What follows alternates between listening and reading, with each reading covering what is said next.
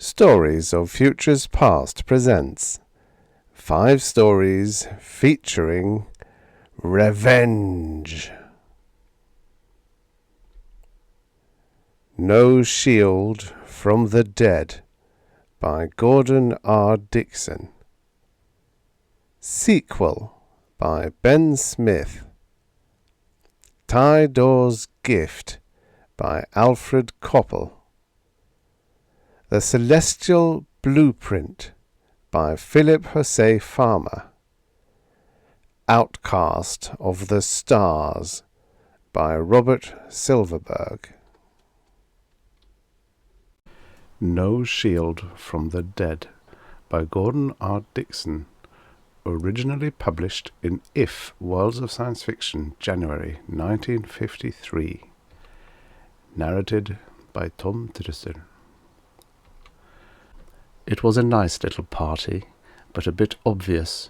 Terry Mack saw through it before he had taken 6 steps into the apartment, a light flush staining his high cheekbones. "This is ridiculous," he said. The light chatter ceased.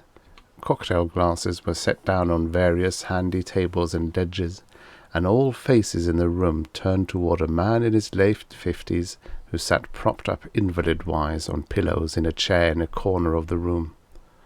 "The comptroller is perspicacious," said the old man, agreeably, waving one hand in a casual manner.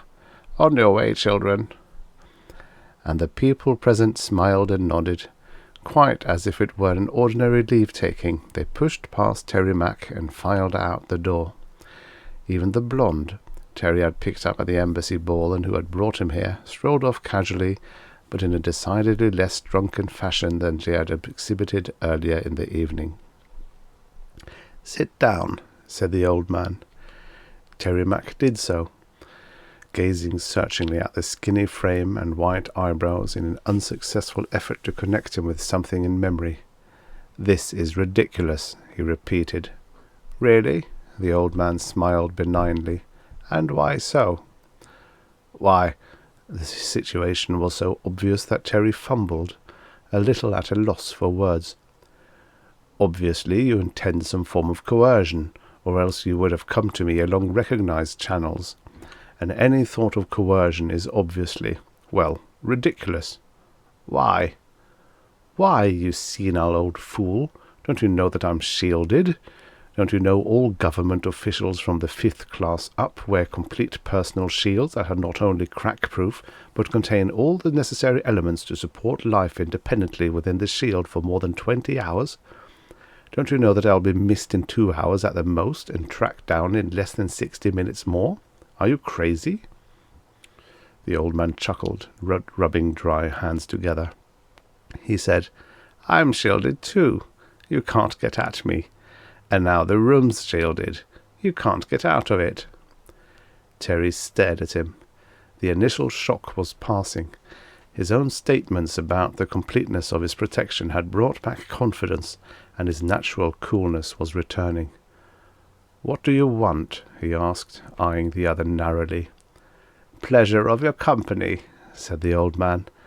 "There are some very strong connections between us. Yes, very strong. We must get to know each other personally."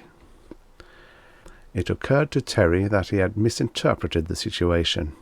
Relief came, mixed with a certain amount of chagrin at the way in which he allowed himself to show alarm. He had looked ridiculous. He leaned back in the chair and allowed a note of official hauteur and annoyance to creep into his voice. "I see," he said. "You want something." The old man nodded energetically. "I do. Indeed I do." "And you think you have some kind of a bargaining tool that is useful that might not be so if it became known to official channels?" "Well," said the old man cautiously. "Don't waste my time," interrupted Terry harshly. "I'm not an ordinary politician. No man who works his way up to the 5th level of the government is. I didn't get to where I am today by pussyfooting around, and I haven't the leisure to spend on people who do. Now what do you want?" The other cackled. "Now what do you think?" he said, putting one finger to his nose cunningly. You are old, Terry said, and therefore cautious. Consequently, you would not risk trying to force something from me, but are almost certainly trying to sell me something. Now what do I want? Not the usual things, certainly. Within my position I have all the material things a man could want, and within my shield I enjoy complete immunity. No one but the Central Bureau itself can crack this shield, and no one but they can prevent the conditioned reflex that stops my heart if for some reason the shield should be broached. I have a hold on every man beneath me that prevents him from knifing me in the back. There could be only one thing that I want that you could give me. He leaned forward, staring into the deep pouched eyes. And that is a means of getting at the man above me. Am I right? No, said the old man. Terry stiffened. No? He echoed in angry incredulity. Their eyes locked. For a long time they held, and at last Terry looked away. The old man sighed, sipped noisily from a drink on the table beside his chair. Wait, said Terry. To his own surprise, his voice was eager, even a little timorous in his hopefulness. Wait, I've got it. There will be a test. There's always a test every time a man moves up. His superiors watch him when he doesn't suspect it. It will be that way for me when I am ready for the 4th level. And you have some kind of advance information. You know what the test will be. Maybe you know the man who will administer it. You want to sell me this information. The other said nothing. Well, Terry spread his hands openly. I am interested. I'll buy. What do you want? Money? A favour? Protection? No. No? Terry shouted, starting up from his chair. What do you mean by no? Can't you say anything but no? A rage possessed him. He flung himself forward 2 furious steps to stand threateningly over the aged figure. You doddering idiot! Say what you want, and quickly. My 2 hours are nearly up. I'll be missed. They'll be here in a few minutes. The Bureau guards. They'll crack the room shield. They'll rescue me, and they'll take you into custody, to be questioned, to be executed, at my order. Do you understand? Your life depends on me. After a little, the old man chuckled again.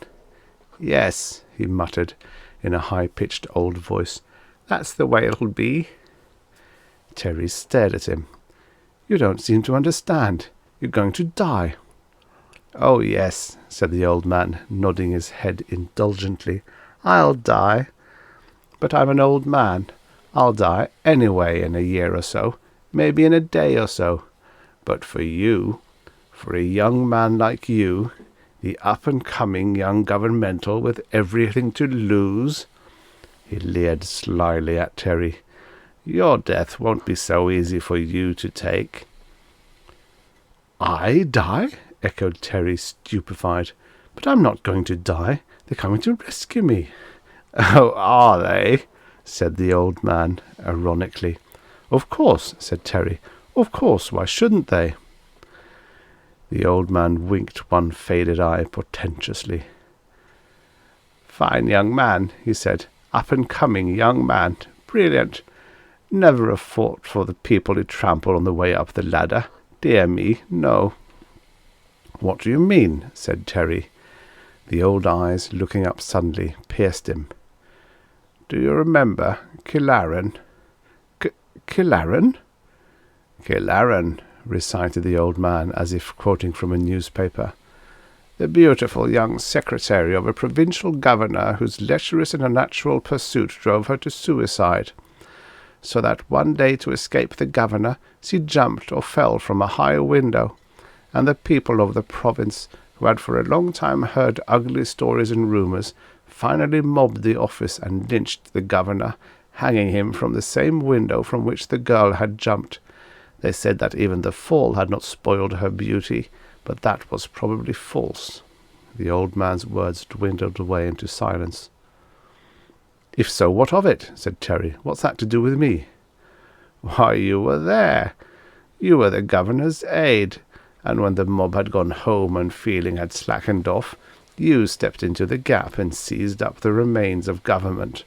handling matters so skillfully that you were immediately promoted to an underpost at Government City." "What of it?" "Why, it was all your doing," replied the other in a mildly reproving voice. "The rumours, the stories, the mob, even the suicide. Poor Kilaran, a pitiful pawn in your ruthless game to eliminate the governor in your mad dash up the ladder." "I never touched her," cried Terry, his voice cracking. "I swear it." "Who said you did? The type of mind that stoops to murder would never have gotten you this far. But you were the one who hired her, knowing the governor's tendencies. You were the one that gave her work, that kept her, night after night, alone with the man. You preyed upon her fear of losing her job. You threw the sin in her face after she had committed it. You told her what she might have been, and what she was, and what she would be. You broke her, day after day. In the sterile privacy of the office you reviled her, scorned her, brought her to believe that she was what she was not, a creature of filth and dishonour. You blocked off all avenues of escape but the one that led through one high window. You killed her." "No." "Yes." Terry brought his quivering hands together and clenched them in his lap. He stared at the old man. "Who are you?" "I was a friend of hers. We lived in the same hotel apartment. She had no family. I believe you knew that when you hired her." "I see," said Terry. He drew a long, deep, shuddering breath and leaned back in the chair. "So that's the story," he said, his voice strengthening. "I might have known it. Blackmail. There are always fools that want to try and blackmail." "No," said the old man, "not blackmail, comptroller. I want your life." Terry laughed shortly, contemptuously. "No knowledge that you have can threaten my life." "There will come," said the old man, leaning wearily back against his cushions. "As you said, the bureau guards will come, and I think I shall kill myself when I hear them starting to crack the shield around this room. They will come in and find you with a dead man. What will you tell them, Terry?" "Tell them? Anything I choose. They won't question me." "No, the guards won't, but the bureau will. How can they raise a man to the 4th level when there is a 2-hour mystery in his background? They will want to know what you were doing here." "I was kidnapped," said Terry. "By whom? Can you prove it? And why?" "I've been held a prisoner here." "By a dead man? No, no, Terry. The circumstances are suspicious. You walk away from the embassy under your own power. You disappear, and are found in a shielded room with a man who has committed suicide. This must be explained, and in the end you will have to tell them the truth." "And what if I do?" said Terry truculently. "But the truth is so fantastic, Terry, so uncheckable. I am dead, and I am the only one who could have supported your story. These people who were here when you came in are common actors. They have no idea why I wanted you decoyed here. These are my rooms, and there is no obvious connection between me and the dead Kilaran, and perhaps I will decide to live just long enough to denounce you as a traitor when they enter." Ashen-faced Terry stared. "The Bureau will have to question you. They will clamp a block on your mind so that you can't operate the reflex that stops your heart, and they will question you over and over again because the Bureau cannot afford to take chances. You will go into a private hell of your own, Terry Mack. You will tell the story of your own evil to that girl over and over again, pleading to be believed, and they will not believe you. And in the end, they will kill you, just to be on the safe side, because, you see, you might have been doing something traitorous in these 2 shielded hours." Terry's head bobbed limply, like a drunken man's. He made one last effort. "Why?" he said. "Why do you do this? Your life. for a girl who was no connection to you." The old man folded his hands. "I was a little like your governor," he said. "We all have our sins. I loved Gilaren, and the shock of her death wrecked my health." He cocked his head suddenly on one side. "Listen," he said. From beyond the closed door of the room, a high-pitched humming was barely audible. It grew in volume, going up the scale. Terry leaped to his feet, and for the space of a couple of seconds he lunged first this way then that, like a wild animal beating against its trap. Then, as if all will had last gone out of him, he stopped in the middle of the room and closed his eyes. For a fraction of a moment he stood there, before a faint convulsion seized him and he fell. With a faint smile on his face, the old man reached out to a hidden switch and cut the shield about the room. Uniformed guards tumbled through the door to pull up in dismay at the sight of the body on the floor. "I'm sorry," said the old man. "I must have turned the shield on by mistake. I was trying to signal someone. The comptroller seems to have had a heart attack." The end. Subscribe for your daily stories of futures past. And now, for the next story. Sequel by Ben Smith. Originally published by Rocket Stories, July 1953. Narrated by Tom Trussel. Jubal had had his chance, but he'd washed out of the academy while his friend went on to greatness and to death. He'd missed the boat at every turn. But now there were no turns left, with raw space around him and death waiting on a lonely asteroid. Jubal drifted slowly, alone except for the phosphorescent starshine that filtered through the faceplate of his suit. He was resting, conserving the oxygen that hissed steadily and quietly through the valve near his neck. It was time for peace. There had been too much violence already. Once, as his body continued its involuntary and aimless turning, Jubal saw the dark hull of the Mercury II, the outer access door firmly closed now, and the stern beginning of to fluorescence with the secondary radiation that betokened the firing of the drives. Still, Jubal could feel no anger at Radic. When the crew had conspired to mutiny, when Radic, Olgan, and the rest had decided to take over the operation of the Mercury II, at that time had been the need for honest anger. Jubal had hesitated weakly instead, had chosen to be a bystander, and had suffered the fate of the average non-participant. He had been outcast from the closed circle of both friend and enemy. Kane, once captain of the Mercury II, was now dead, and his discharged body drifting somewhere in the spatial wilderness. "Have you changed your thinking, Jubal?" It was Radic's voice in the helmet phones, and Jubal could almost see the heavy face with its fringe of space-black beard. Jubal rested, listening to the cosmic interference in his R-Link equipment. Jubal Markin, have you changed your mind?" "Radic." Jubal formed the words slowly, using his lips only, and breathing shallowly. "Piracy suits you, Radic. You are one of the ruthless." Jubal could hear Radic's throaty chuckle.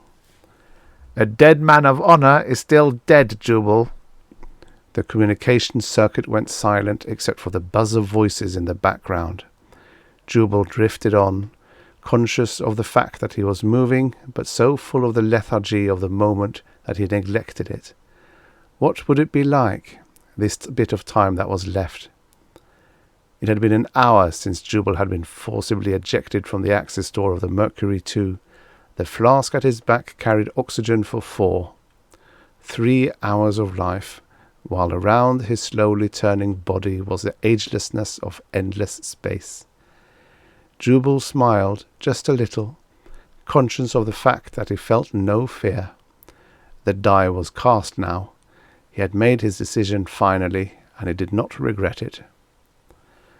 "There is spacecraft in Sector 180, Jubal." It was Radic again. "Raycon has just reported it. But they'll miss you by at least 10 parsecs. Have you changed your mind?"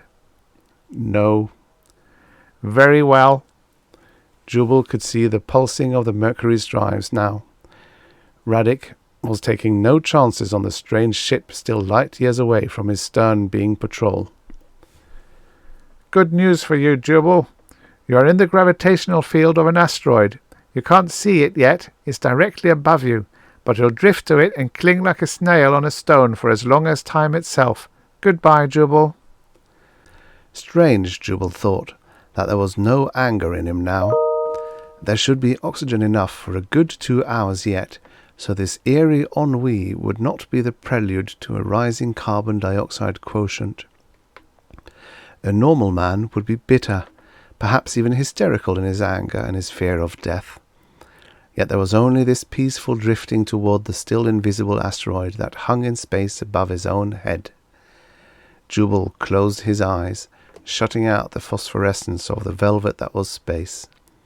The exhaust of the Mercury 2 might still be in sight. If so, it was not visible through the restriction of the plastic faceplate of Jubal's suit. Jubal found himself wondering where Kane would have drifted, since the captain's inert body had been shoved out of the Mercury 2's access door.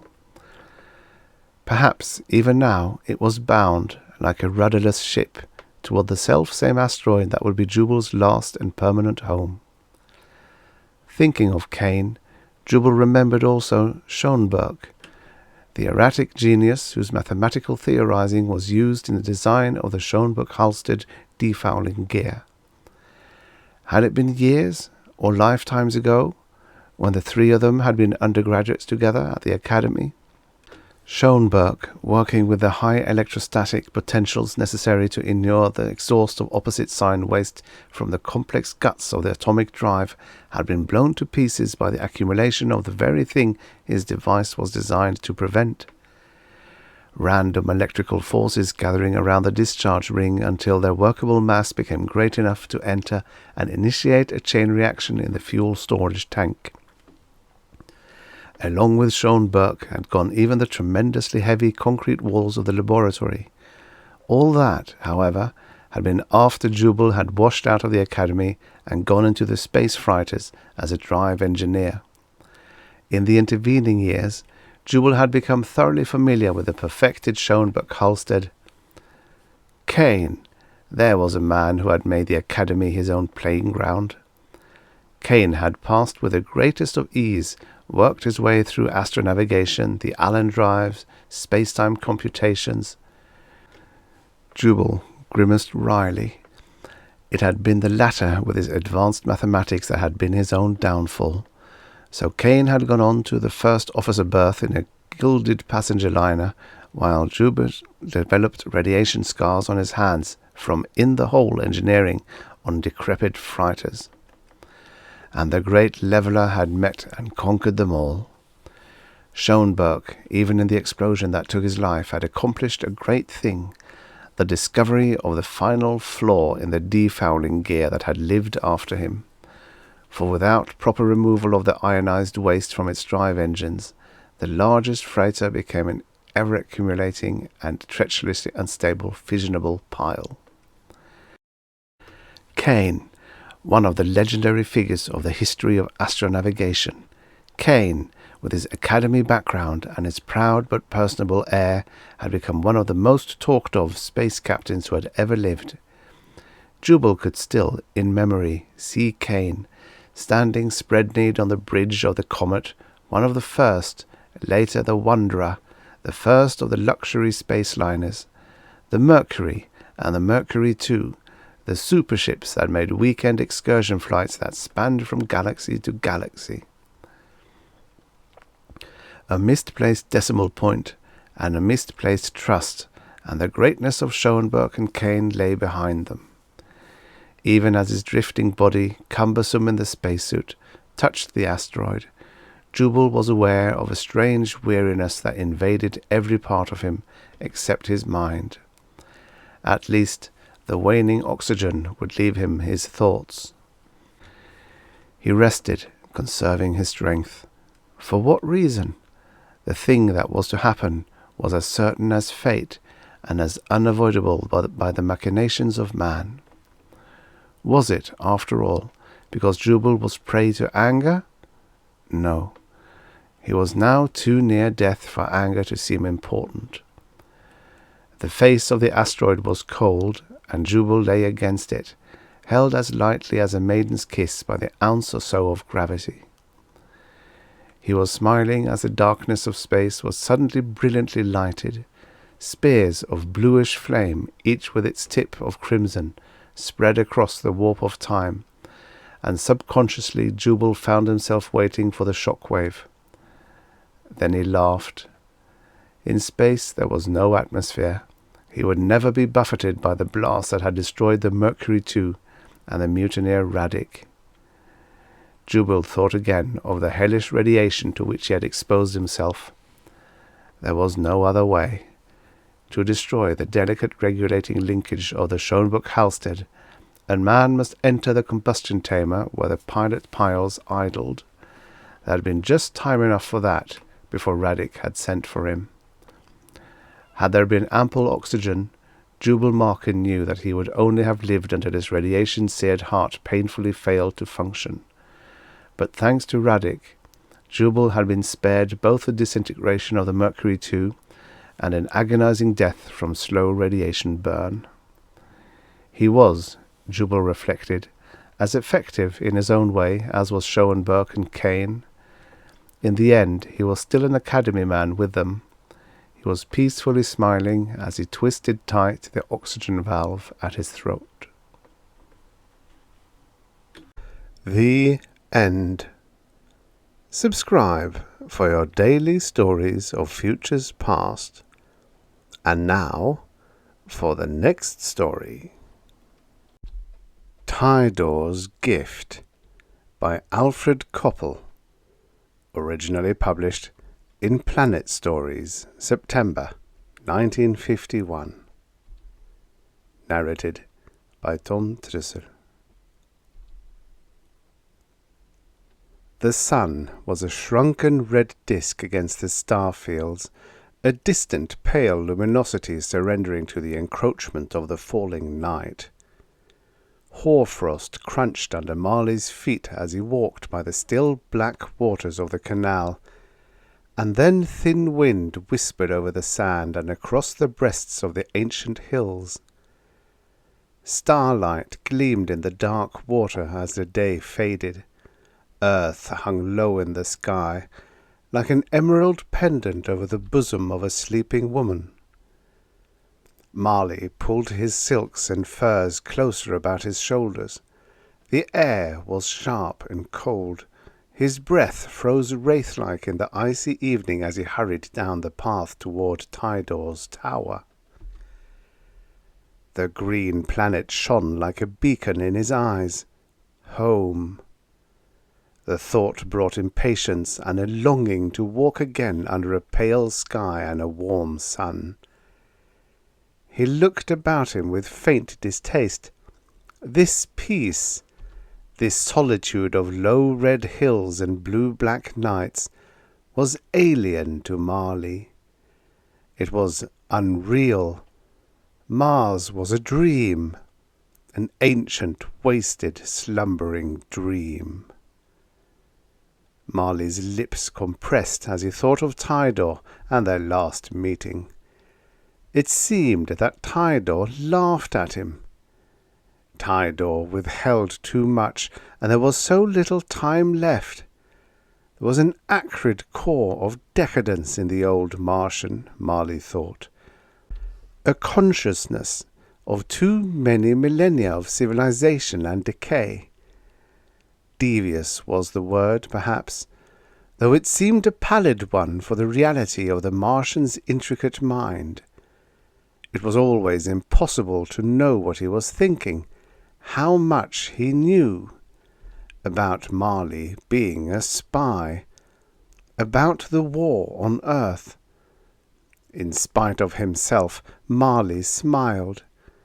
It sounded so melodramatic that way, but it was the way it really was. The Martians held the perfect weapon. Marley needed that weapon, and his nation had put forth a gigantic effort to get him to Mars so that he might steal it. Tydore's tower loomed up before him in the fading light, a fey filigree of minarets and graceful flying buttresses too delicate for a grosser world than Mars. The tower's reflection shimmered in the still dark waters of the canal like an alter ego extending deep into the liquid depths. Marley descended the steps of delicately wrought stone that led to the tower's underground entrance with care, for the drifted ferric sand made them treacherous. How like the Martians, he thought with some irritation, to make it necessary to travel down in order to enter a tower. Everything the long way, the hard and devious way. The outer doorway was shaped like a fleur-de-lis, and it opened from the top down, sliding into a recess of ancient oily machinery. It would be far too simple to make a door that looked and worked like a door. Everything Marley had seen during his months on Mars served only to increase his sense of alienage. He'd seen only Tydore, of course, of the living Martians. There were only a handful left, and they lived in their isolated towers along the still canals, surrounded by their tissue-thin manuscripts and ancient reed-like music spools that filled the air of their retreats with skeins of weird and inharmonic melody. The weapon was Tydore's.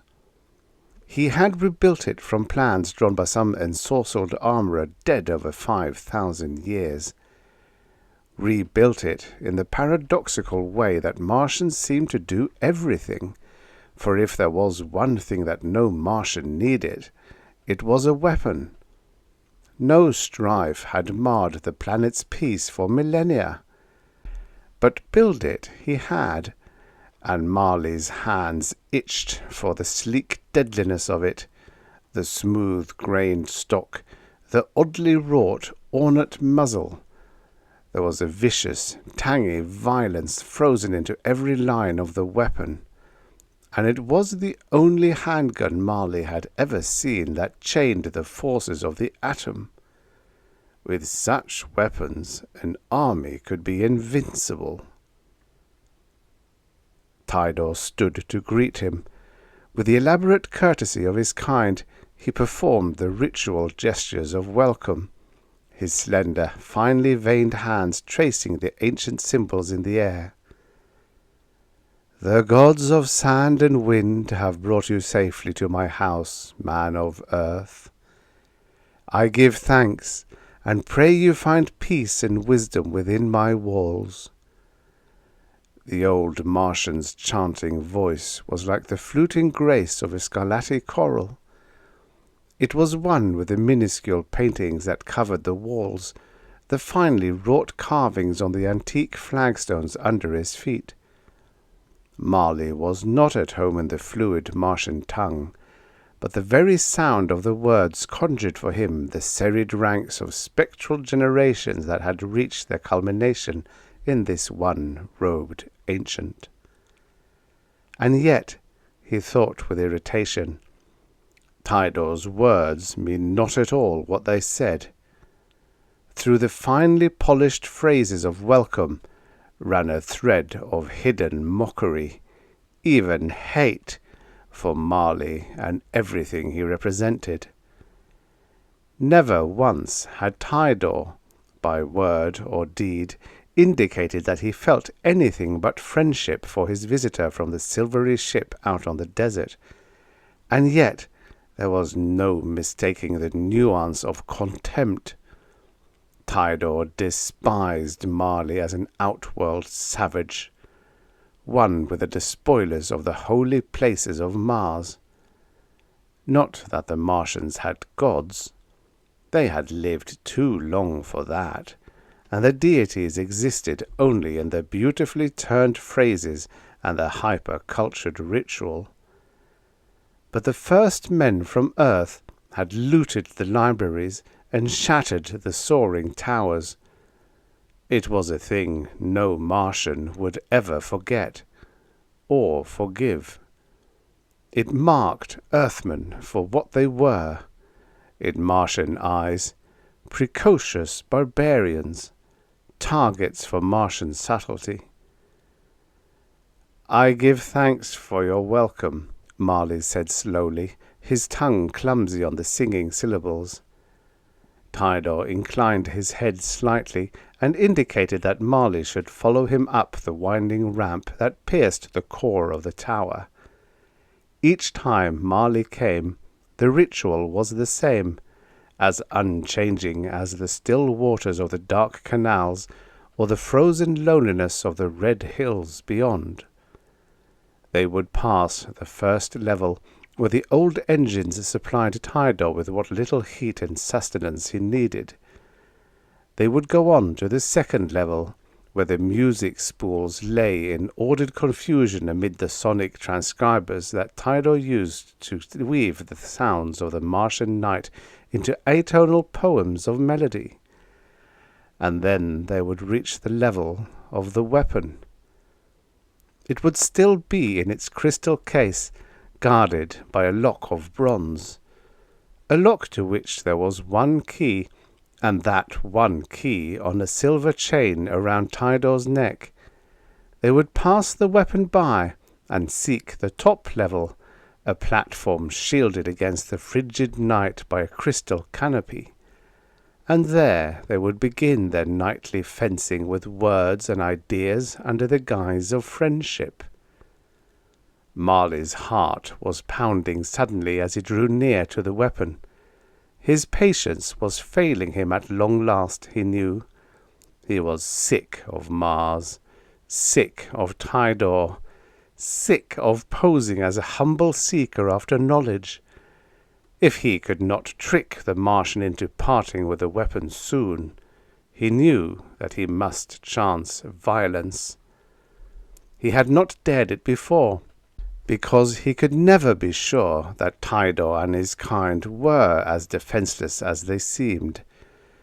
It was paradoxical that they should possess a weapon such as the weapon, and yet be unwilling or unable to use it. Still, it seemed to Marley that such must be the case. He could only explain it to himself by saying that they had lived too long, amid too much deviousness and inverted purpose, to be quite virile. They were, the word came readily to mind from the days of his training on Earth, decadent. And the meek did not inherit the earth or anything else, he told himself with satisfaction. Only the militant, the ruthless. The time had come, Marley thought, for the calculated risk, direct action. He could scarcely contain himself as they passed the weapon and climbed to the top level.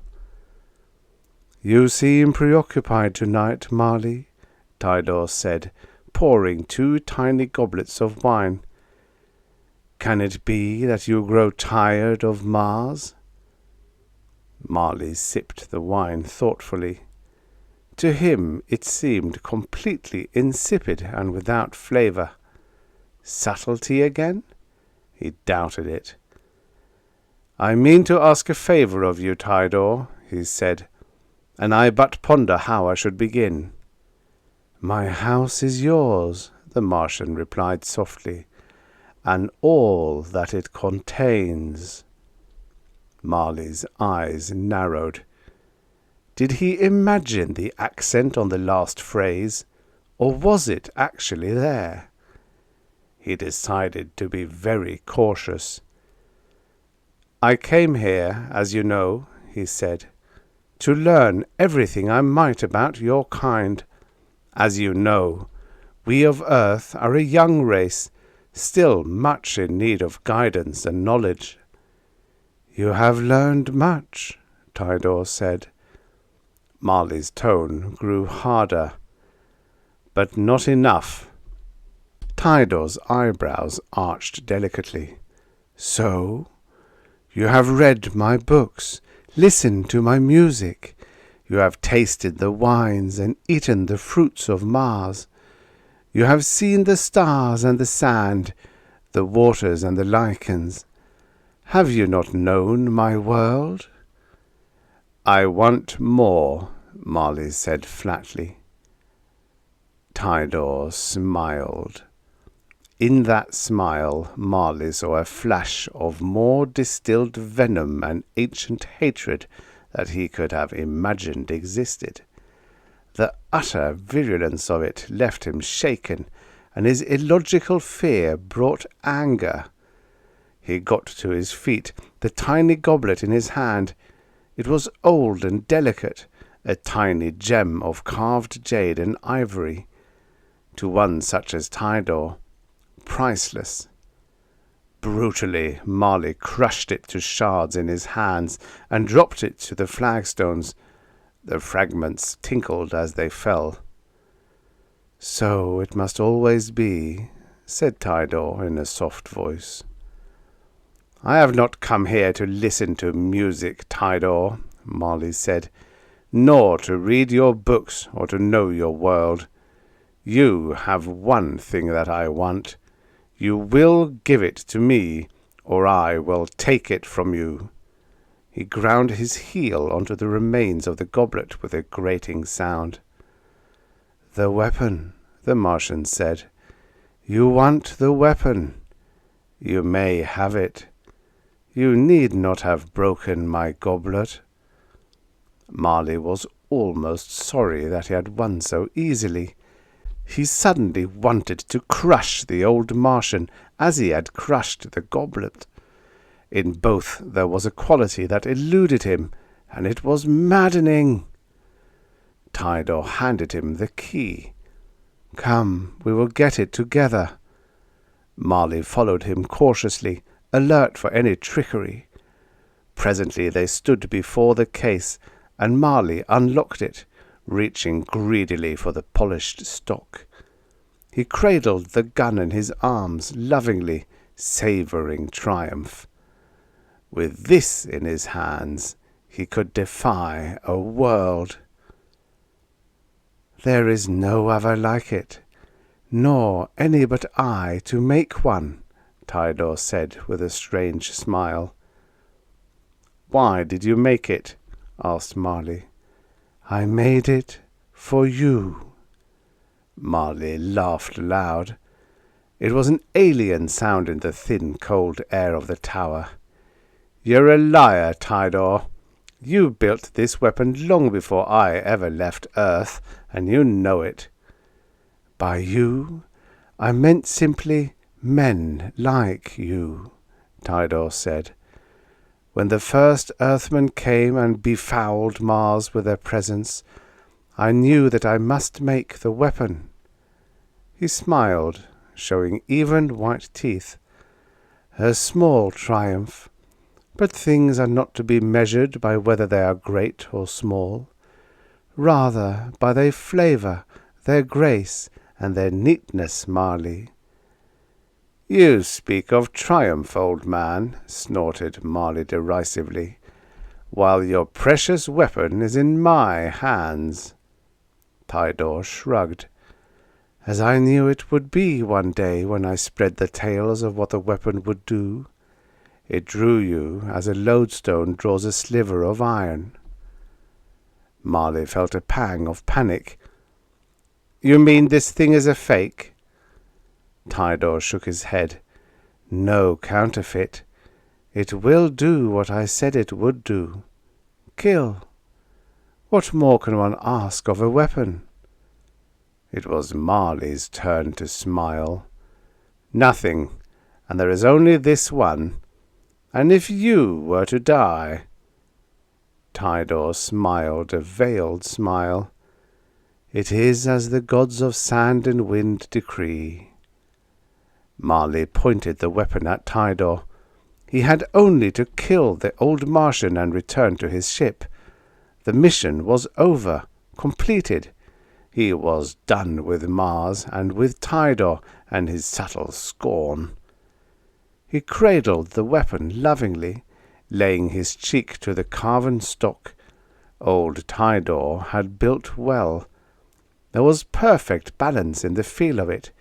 His finger curled around the trigger, and he sighted carefully down the long barrel at the robed figure of the Martian. Tydore was smiling in the face of death, and Marley wanted to laugh out loud. This is the way the world ends, he was thinking. Not with a bang, but a whimper. He squeezed the trigger. The universe exploded in Marley's face. There was a streak of searing pain that carried away half his face, and as he fell, he could hear a strange sound. For the first time, Tydore was laughing aloud. It was a hideous sound, a voice for the torment and hatred of a race that had lived too long, planned too much. Marley felt the tower pinwheel around him. The flagstones leapt up to meet him, greeting the searing agony of his face with the soundless laughter of a million intricate patterns of lonely death. And blackness welled up out of the stones to engulf him, but not before he knew. Tydore had made the weapon with the muzzle resembling the stock. It was as simple as that. The end. Subscribe for your daily stories of futures past. And now, for the next story. The Celestial Blueprint by Philip José Farmer. Originally published in Fantastic Universe, July 1954. Narrated by Tom Trussel.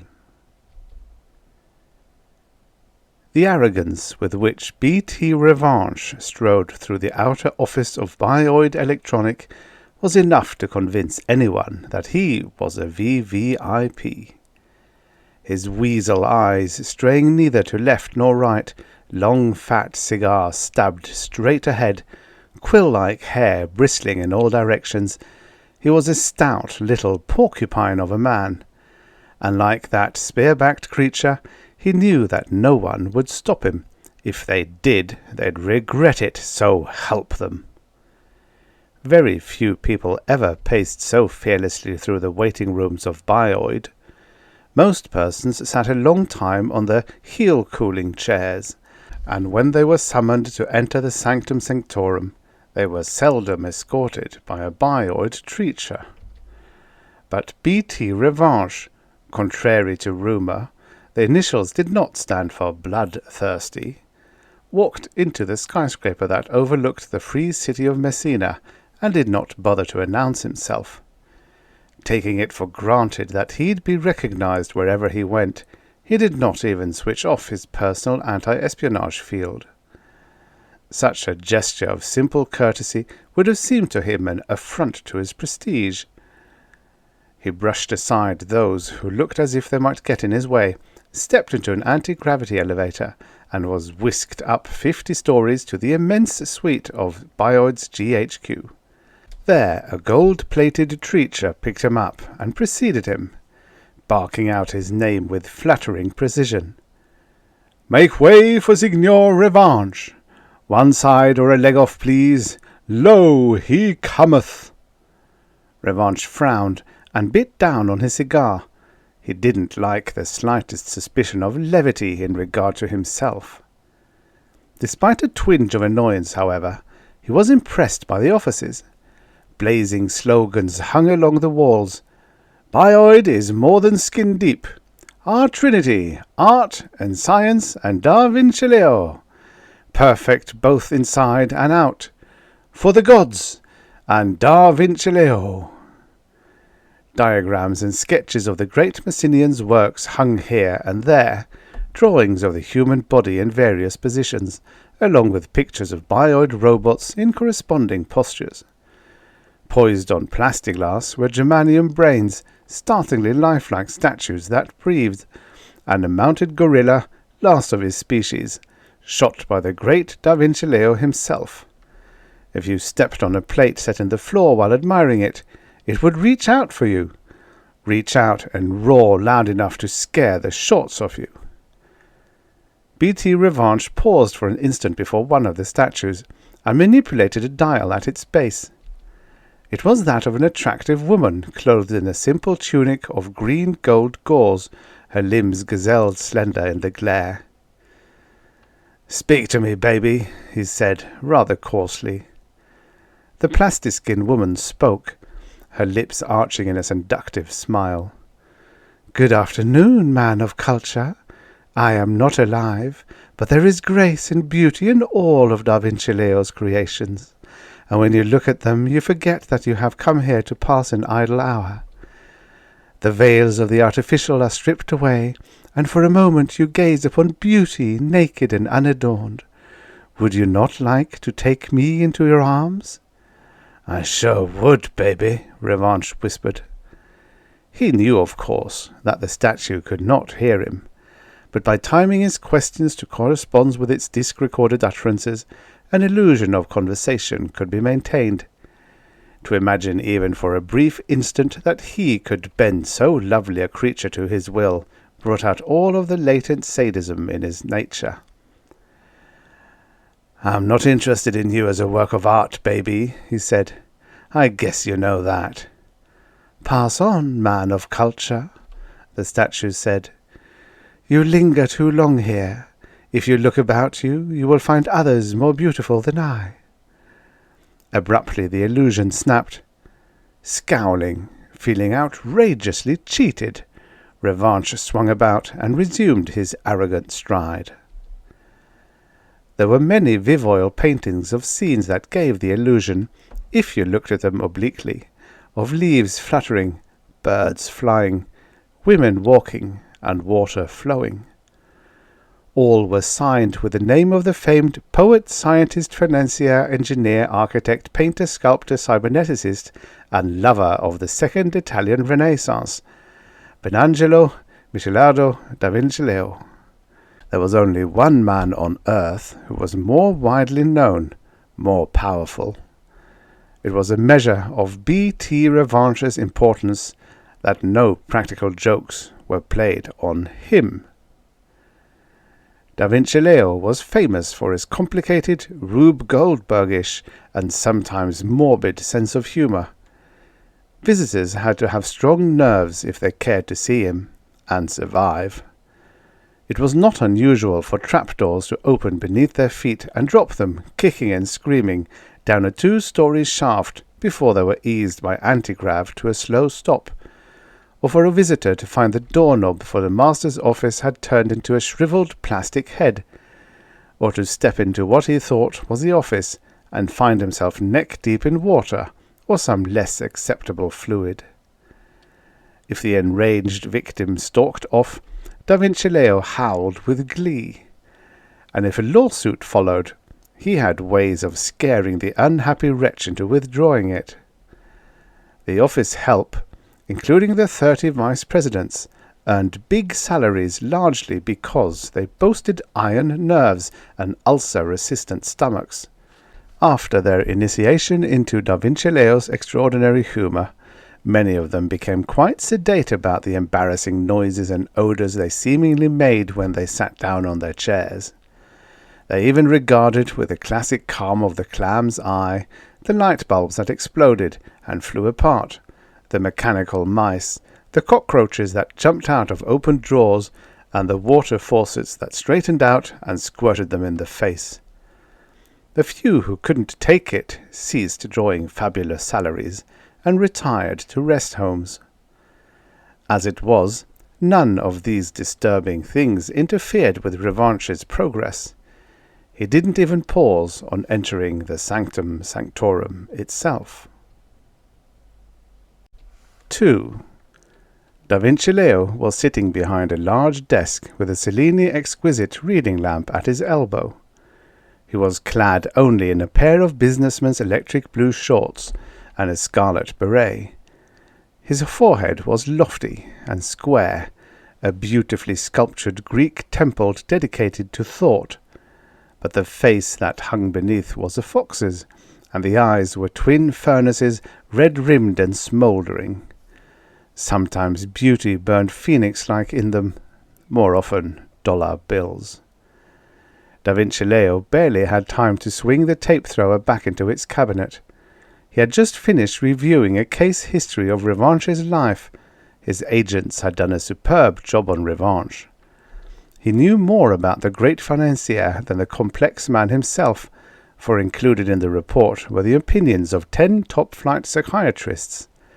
Despite the fact that each of the reports was contradictory, the master of Bioid felt he had an excellent look-see into his rival's psyche. The Messinian had painstakingly studied Revanche's psych index as a child. He knew that the formative years counted most, for the child was father to the man. Understanding what kind of youngster Revanche had been gave him an advantage from the start. Therefore, when the magnate bounced bristling into his office, he remained seated, sure that he had the upper hand. Beatty faced him for a moment without greeting him, giving him the famous once-over, the scanning that had made strong men shake. His eyes were as hard as a bioid's. His nose had been heavily powdered so that the tiny line which circled its tip would be concealed. The cleavage betrayed the artificiality of the tip, which was made of plastiskin. Revanche let his eyes crawl up and down his host like measuring worms. Then, abruptly, frankly, he came to the point of his visit. His request, and the whirlwind fury with which he thrust it, shook Da Vinci Leo out of his sureness, brought him to his feet with a gasp. "Demand," he muttered hoarsely. "What are you saying? That could only mean—" "Da Vinci Leo," barked Revanche. "Da Vinci Leo's genius in its full flowering." He coughed the words out of the side of his mouth without removing his cigar. "My agents report you're hard as Eternaloy," he went on, without giving the other a chance to reply. "They say you have the artistic genius of Buonarroti, the ruthless ambition of a Borgia, and the depraved humour of a Caligula." The Messinian did not flinch. He looked pleased, as well he might, for Revanche meant the epithets as compliments. "You'll stop at nothing to get what you want," the financier emphasized. "It was your remorseless drive and executive ability that made you build Bioid with only a servo shoe shiner as a start. And you know as well as I do that you stole the money to buy the servo from your blind and penniless mother." Da Vinci Leo blinked. He had thought no one had known about that. But after all, what did he care? His mother had been paid back. He had buried her in a beautifully designed gold coffin. "My psychologists say one of your ambitions is to become the richest, most powerful man in the system. Unfortunately, I'm in your way. Well, if you'll do as I ask, I'm prepared to turn over my entire holdings to you." Da Vinci Leo's rusty brown eyes flaked with red desire. "How could I?" he countered. "If I tried it, I'd have to get out of the system. Every free city, every planet would band together to attack me. The universe would howl for my blood. What's wrong with you, Revanche, that you can't see that? Are you seriously trying to get me killed? Or is it your contempt for the creative intellect which prevents you from realizing how the dogs would howl?" "Let them howl," Revanche countered. "I'll sign over my entire fortune to you. I'll make you president and owner of my company. We'll draw up a contract which will make me head of Bioid. That way, I'll bear all the responsibility. All, do you hear? You'll actually be directing operations, but you'll be legally blameless. Do you understand? Immediately after the job is finished, Bioid reverts to you." "And you, Revanche, What are you going to do?" "As soon as my revenge is satisfied, I'll take my yacht to the newly discovered planet of Alpha Draconis. I'll be beyond extradition there. I'll start business all over again. It's a raw planet that offers a challenge to me this tame system has lost." "Well, I don't know. I'll need time to think." Revanche growled, then barked. "My agents say you're famous for making electronic fast decisions. Tell me right now, or I go to your competitor." "Think, man," he went on quickly. "You're an engineer and an artist. It will be the culmination, the masterpiece of your career. Historically speaking, Buonarroti or Nero won't be able to hold a candle to you, and he'll also be the richest man under the sun." Da Vinci Leo's eyes swiveled back and forth. Revanche could see the tubes glowing, the switches click-clacking on the tremendous grey board inside that Greek temple of a forehead. But, he reflected, somewhat hypocritically, it was a temple that needed a whip to drive out the money changers. The Messinian made up his mind suddenly. "Done. I'll get my lawyers, and we'll make the transfer at once. I'll conduct operations sub rosa. That's best." He sat down at his desk and ran his fingers over several electronic eyes and said, "Your hometown is a free city, isn't it?" "Yes, it has no contracts with the other cities, no alliances. It's a non-co-op all the way. It exists by its smug, self-righteous little self." "But it refuses to use modern-day mechanisms, right?" "Yes, it has reverted back to the horse and buggy days. Claims machines take the soul out of a man. Yet, and get this, here's the irony of their setup. Despising machinery, they're still run by the most mechanical religion and the most mechanical state, politically speaking, imaginable. They think the devil invented the steam engine. Yet each soul in Defes City is destined from birth to a certain rank in society, destined to a certain job, a certain mate, and a certain place in heaven. They've got a book which they call the Celestial Blueprint. It outlines the future in veiled allegorical terms, but the Defesses take every word literally, the letter being their spirit." "Defesses?" asked the artist, pretending ignorance. "After multum bonum defes, founder and prophet. Anyway, the blueprint foretells the end of the world when the inhabitants of Defes will be saved, and the rest of the world will go to a nice little place reserved for them called Rejectus. Rejectus is furnished with all the comforts of home, with hot water, baked meats, specially built furniture, highly trained personal attendants. You get me. Only the Defesses, the truncated, will be left untouched after the day of judgment. The untruncated will go to Rejectus." Da Vinci Leo shifted uncomfortably in his chair.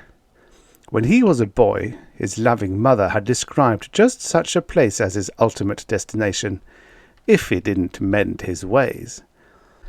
And though he had scoffed, his unconscious knew how to pitchfork certain obscure, uncalloused figments into his conscious mind. "You really hate them, don't you?" he jibed. "I hate them because they're so hateful," Revanche replied. "You would too if you were destined to be looked down on all your life by people you knew were stupid. Or if you fell in love and you were forbidden to marry because the girl wasn't slated by the elders to be your mate. Or if you were forced to marry some fat cow with the brains of a magpie because the elders interpreted a certain passage in the blueprint as referring to you." His voice grew strained. "That's not all. When I ran away and made my pile, I could have had any woman I wanted. I found I couldn't endure any woman not from my hometown. Do you want to know why?" He touched his artificial nose-tip, his voice soaring in a new scream. "I'll tell you why. From infanthood I was drilled in the idea that only women with truncated noses were pure, glorious, and beautiful. Until I ran away, I never saw a woman with a normal nose. Never. And now, even though I've disguised the mark of my native community, and know, rationally, that untruncated women are beautiful. My nerves, my stomach, won't admit it. I think Miss Solar System of 2052 is ugly. I could have her any time, anywhere, understand? But I can't endure her, or any of her sisters. They all look misshapen. And you know what, Da Vinci Leo? Despite all my money, I can't get a single beautiful woman in the system to cut off the tip of her nose for me. Not one. And I've met plenty who've said they loved me and would die for me, but they don't love me enough to snip off the tips of their money-sniffing little noses. Oh, no. For an instant there was mute agony in his stare. Just why do you think I've fought my way up until I'm sitting on top of Sol? So I can take it easy and play golf or go star yachting? Not BT revanche. It's because I hate the guts of every soul in Defes, every beak-cut heaven-elected who won't touch a machine because it might spot him with unholy oil, yet is himself a machine of the lowest type. I'm going to give them the most ironic justification of their creed. Funny thing, though, Revanche added, as if it were still puzzling him. A statue of a beautiful woman without a truncated nose does seem to stir me a little. Like that one in the slogan corridor. It shows my basic instincts are still biologically normal. Da Vinci Leo sighed in mock sympathy and began running his fingers over the eyes that would summon the chiefs of his staffs. He knew that what he had in mind was going to be his masterwork. The secret excavation beneath Defes would in itself tax his resources. As he blocked in the calls, his gaze fell upon a romantic historical novel on the desk before him. Renfrew Rides Again for the Mounted. His rocketing brain must have collided with a humorous thought, for his fox-like lips turned up even more. So Revanche wanted irony, did he? And poetic justice? He looked at the financier, but Revanche failed to notice the smile. He was still raving. 3. A month later, the noonday sun above Defes City began dimming. In less than 5 minutes it became a completely black ball and remained that sombre and terrifyingly unnatural hue until it sank below the horizon. In due course the stars rose in their appointed courses. Then suddenly, without warning, many fell, hurtling across the sky and disappearing into the bottomless throat of space. The full moon bounded up. Just as it cleared the horizon, it was struck by a large red star. Wounded, the moon dripped blood. All these signs were accompanied, outwardly at least, by great rejoicing in Defes. The celestial blueprint was fulfilling itself. The time had come. The truncated were about to get their just reward. They took purification baths for the first time in their lives. They put on immaculate white robes. Then, en masse, they marched to the great open square in the centre of the city, and waited. Meanwhile, all the untruncated dwelling in Defes had been cast out, and all intercourse with the outside had been cut off. Inasmuch as they used no radios, they had only to close the gates of the high-walled city to become incommunicado. As soon as that was done, and the citizens were collected together to receive their long-prophesied payments for holiness, they turned their short snouts upward to await further developments. Nor were they at all disappointed. As predicted, the sky rolled up like a scroll. It did so with enough thunder to shake the bones and rattle the teeth of even the most hardened and secretly sceptical.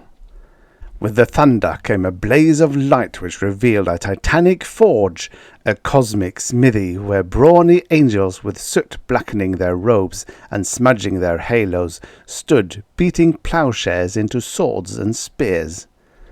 Flame leaped, bellows pumped by a cherubic host wheezed like asthmatic Prometheuses.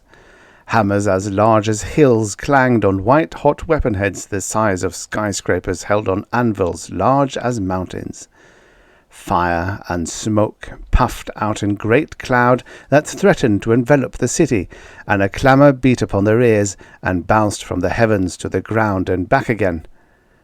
Then the sky snapped shut. It clicked like a camera eye, and the tremendous vision was gone. But the assembled truncated were transported with joy. Had they not seen the swords prepared for the smiting of the heathen, all as foretold by the celestial blueprint? An exultant buzz rose from the crowd. It was, however, stilled at once, for, across the blackened sky, lightning flashed and twisted itself into words that seared the eyes of the multitude. Everyone watched spellbound above them. "You have been chosen." A vast murmur of pleasure ascended from the crowd. Many of them, it might have been noticed, looked relieved. They wiped sweat off their brows and glanced furtively at their companions to see if they had noticed the doubt on their faces. The elders of the truncated gathered upon a raised platform in the centre of the square, lifted their arms, and began the ritual whose words would start the gears of the final minutes of the day into spinning. As blueprinted, the sky paled and became its normal afternoon azure. The citizens stood hushed, gazing expectantly upwards. After a tense 2 minutes, the sky suddenly turned black again. This time, however, streaks of blue appeared between the black clots. In a moment, it was seen that the sable hue had been caused by a host of figures, so many they had almost blotted out the blue. It was as if the sky were an upside-down sea out of which dived 1,000 bodies, plunging earthward head foremost. A shout of rapture swelled from the ground to meet them. The dead truncated were descending from heaven to crown the faithful living. But there was one man who did not scream with joy. He was B.T. Revanche, clad in a white robe and showing a nose from which the plastiflesh had been removed. He was there because he had insisted to Da Vincileo that he could not get his money's worth unless he actually participated. "You can't taste blood over a TV set," he had growled.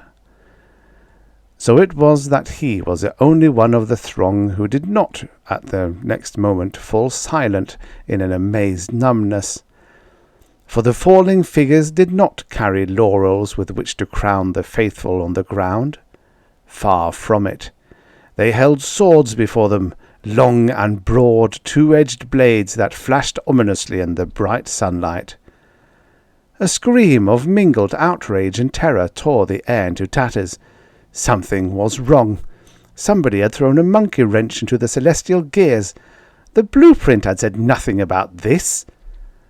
The figures swelled in size as they came closer. They slowed their headlong rush, uprighted themselves, and floated feet first to earth. There they paused a minute, glaring about, until the entire army had descended. The multitude looked at the swordsmen, who were close enough to be discerned in detail. They breathed out one marvelling and shocked syllable. X. Yes, each one of the thousands of descended beings was a replica of X, the entity known in other lands and other tongues by 1,000 other names. X was one of his signs, and it was the one chosen by the prophet Defes to designate the entity, because X was an unknown quantity to the pagans.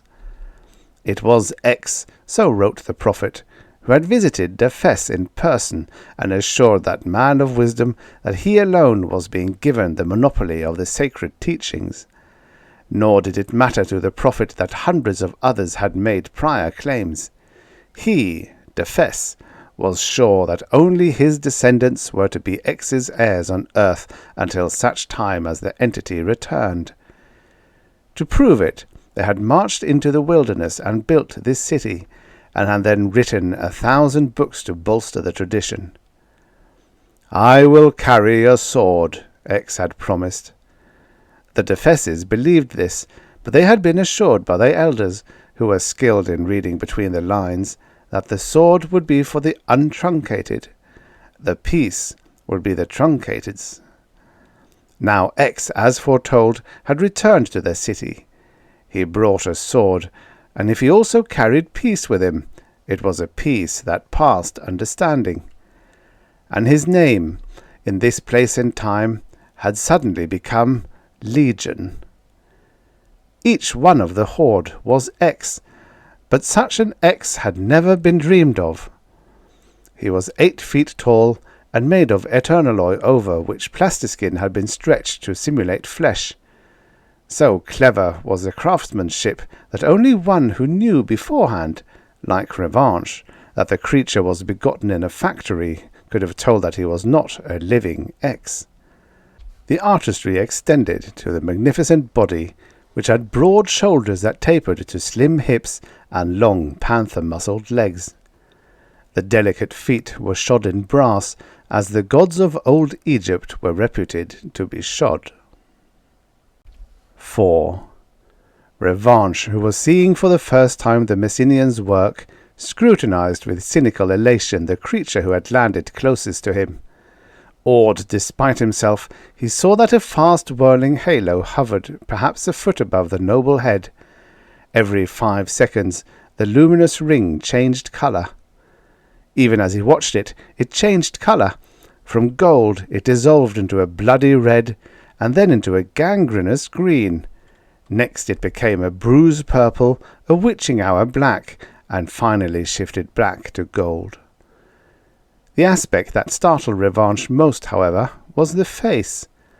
The false flesh mask stretched over the metal skull was a grotesque representation of the features of X, as seen in the paintings of the Spanish and Italian masters. There was the somewhat narrow and bearded face with a sensitive, full-lipped mouth and the gentle nose that poised between straightness and aquilinity. There were the same eyes, flowing and compassionate.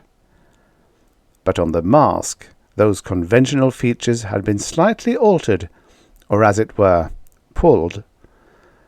Though the lips had been cast with meekness and love on their curves, the smile had been lengthened and subtly twisted until it had passed over the boundary of a smile and became a snarl.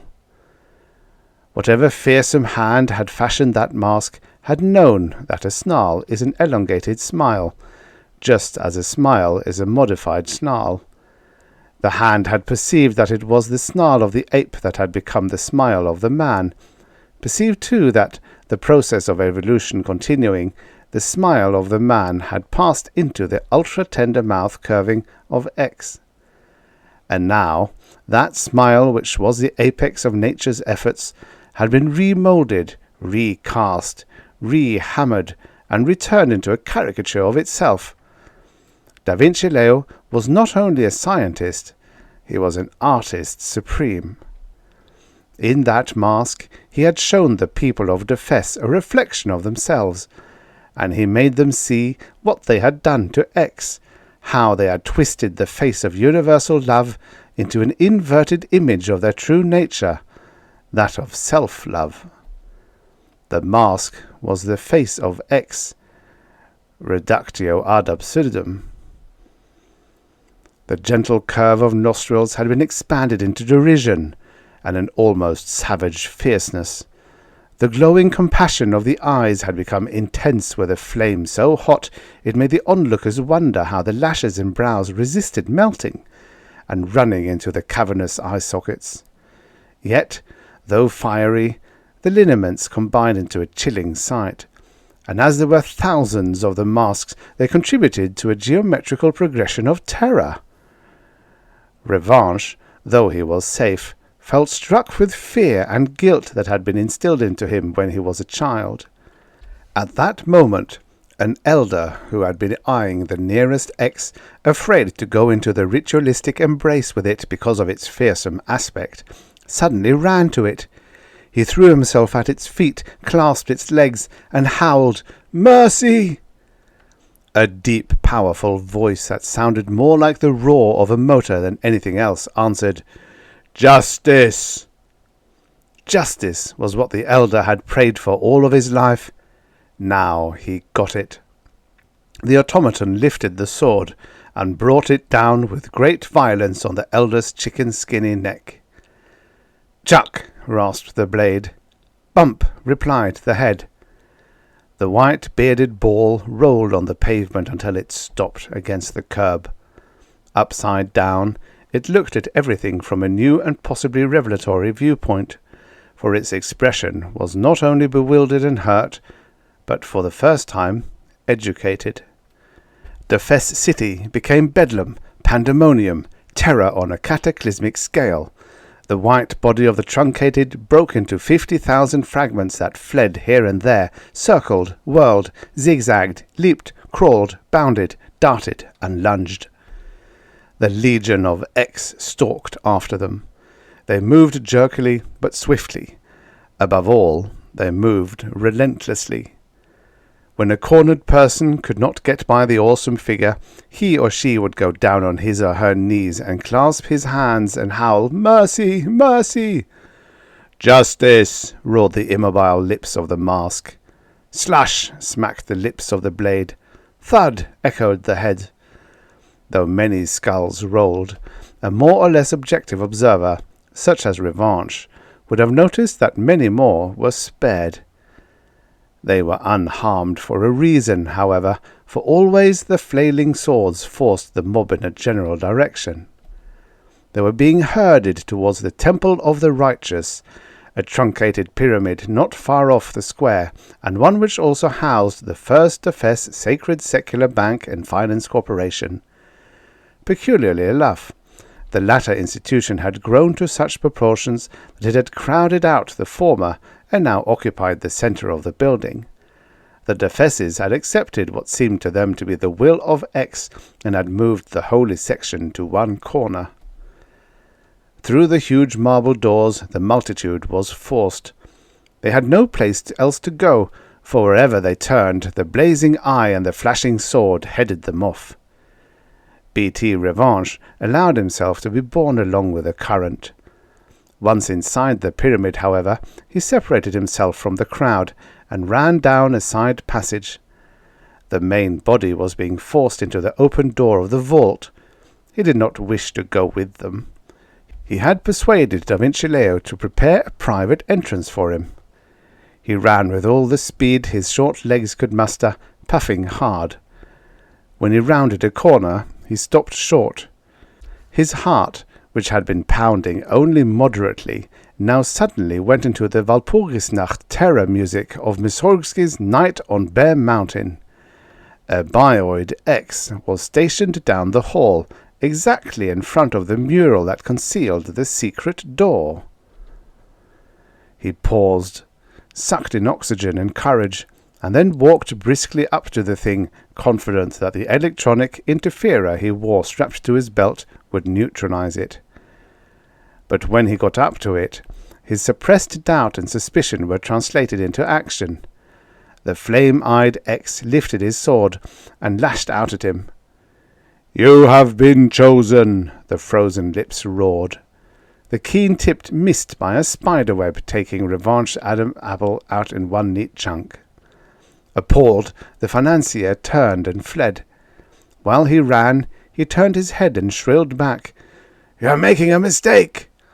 It was a futile thing to scream out, for the plastiskin ears were deaf to meaning, if not to noise. Revanche's hand fumbled on the interferer's switch and clicked it back and forth. It seemed to be working. It was warm and humming. What then was the matter? He cursed Da Vinci Leo for a strictly third-rate artisan, a bungler, botcher, and bonehead. Suddenly he was running down another empty corridor, his hard soles bouncing echoes off the faraway walls. Slap, slap, puff, wheeze. There was an open window at the distant end of the hall. If only he could make that! Again he stopped short. Half hidden in the shadows stood an X on guard. It turned its head, and tiger-bright eyes flamed. Revanche choked off a scream and whirled. He expected to see the other destroyer behind him, but it was not in sight. When he reached the junction of the two corridors, he saw it standing there, sword held out before it in satiric salute. There was but one way for Revanche to go, straight back to the bank's vault. For the first time he realized that he himself, B.T. Revanche, was being herded. He spun around again to face the oncoming terrors. Frantically his fingers flicked the switch. "Stop! Stop! I am your master! I am Revanche! I own you!" "You are the chosen!" they bellowed. He whirled and began running again. When he reached the vault, he found the X's lined up in a double row like the guards at a royal reception. They stood facing each other with eyes blazing at eyes, swords held straight out before them, and legs widespread above gleaming shoes of brass. Revanche did not stop, but sped down between the guard of honor, as if he were afraid they would all begin chopping at once. He had a vision of tiny fragments of meat swimming in a pool of blood, like protozoa jerking in a drop of water beneath a microscope. When he came to the huge steel door of the vault, he stopped and looked within. The floor immediately before him had raised up to form a wall. Beneath it was a round hole that acted as the entrance to a large metallic and greasy tube. Down that funnel had slid the entire population, screaming, wailing, weeping, clutching at one another for support, striking out in a burst of maniacal fury. Down they had gone, notwithstanding, with a gnashing of teeth and tongues, and frantic clawings at the smooth and slippery sides in a desperate attempt to keep from hurtling to the doom they knew awaited them. How well they knew it! This tube was exactly that which had been foretold in the celestial blueprint as the passageway for the heathen when they fell headlong to reject us. Revanche had planned to slip down his private stairway to the little balcony that would overlook the other end of the tube. There he would have watched the doomed spilling out in a white and frenzied flood. There he would have lapped up revenge as a placated Greek ghost would have lapped blood at a Trojan hecatomb. Instead, trembling and bursting with terror, he turned and faced the X's. "You haven't got me yet!" he screamed at them. He kicked the little wheel that closed the vault from the inside. Once the 200-ton door clanged shut, it could not be opened as long as the inside wheel remained locked in place. It was an anti-robbery device that he was well aware of, having in his youth once planned to plunder the bank in order to get a start in business. The huge door swung shut swiftly. Revanche shook his fist at the onrushing horde, then jerked around and leaped into the tube. The thunder of brass shoes filled the vault walls. Just before he slid out of view, Revanche twisted his head for one last look. A bioid was leaping through the air in a desperate endeavor to sacrifice itself by stopping the door with its hard and almost indestructible eternaloid body. The financier did not see whether or not the bioid made it, for he dropped abruptly into the blackness. 5. Normally, he would have shot down the smooth funnel, inclined at 35 degrees, at a terrific speed, but he had not become the most resourceful financier of the solar system for nothing. No wizard in an emergency, he yet liked to be prepared. So it was that he flicked the switch of the anti-grav unit around his waist and quickly slowed to a half-speed. He had wanted to wear a full-power machine, but it would have been too bulky to conceal beneath the loose folds of his garments. He had to be content with a moderate rate of descent. After 20 seconds of sliding, he slipped out of the mouth of the funnel. It was as he had hoped. His checked speed enabled him to drop onto a granite ledge beneath the opening. Even so, he fell close to the very edge. A little more velocity, and he would have gone completely over. Shuddering, he clutched the rim of rock until he'd regained some of his composure. After a while, he inched forward until his head hung over the lip of the precipice, and he could gaze downward into the abyss. Below, seemingly 1,000 feet down, though he knew the distance must be an illusion fabricated by Da Vinci, was a lake of molten lava rising in great billows, then sinking into deep valleys and releasing gigantic bubbles that rose and burst and loosed a stench of sulphur that almost suffocated him. Smoke spiraled up past his head and collected against the roof far above. The heat that ascended was strong enough to crisp his face if he had looked long into it. Nowhere was there a sign of the Fess's inhabitants. All had been dissolved in the roaring sea of lava, in the hell that had been prophesied for all their enemies. Quailing, Revanche looked to left and right along the narrow ledge for an avenue of escape. There was none. Both ends tapered off into the rock. Straight across, perhaps 100 feet away, was a balcony from which he had hoped to see the show. If he had the guts, he thought, he could step up its anti-grav past the danger point and, almost weightless for a second, could leap to the balcony. If the pack didn't burn out while he was in mid-air, if he didn't misgauge and miss the balcony, if the hellish blast from below didn't crisp him before he completed the jump, if...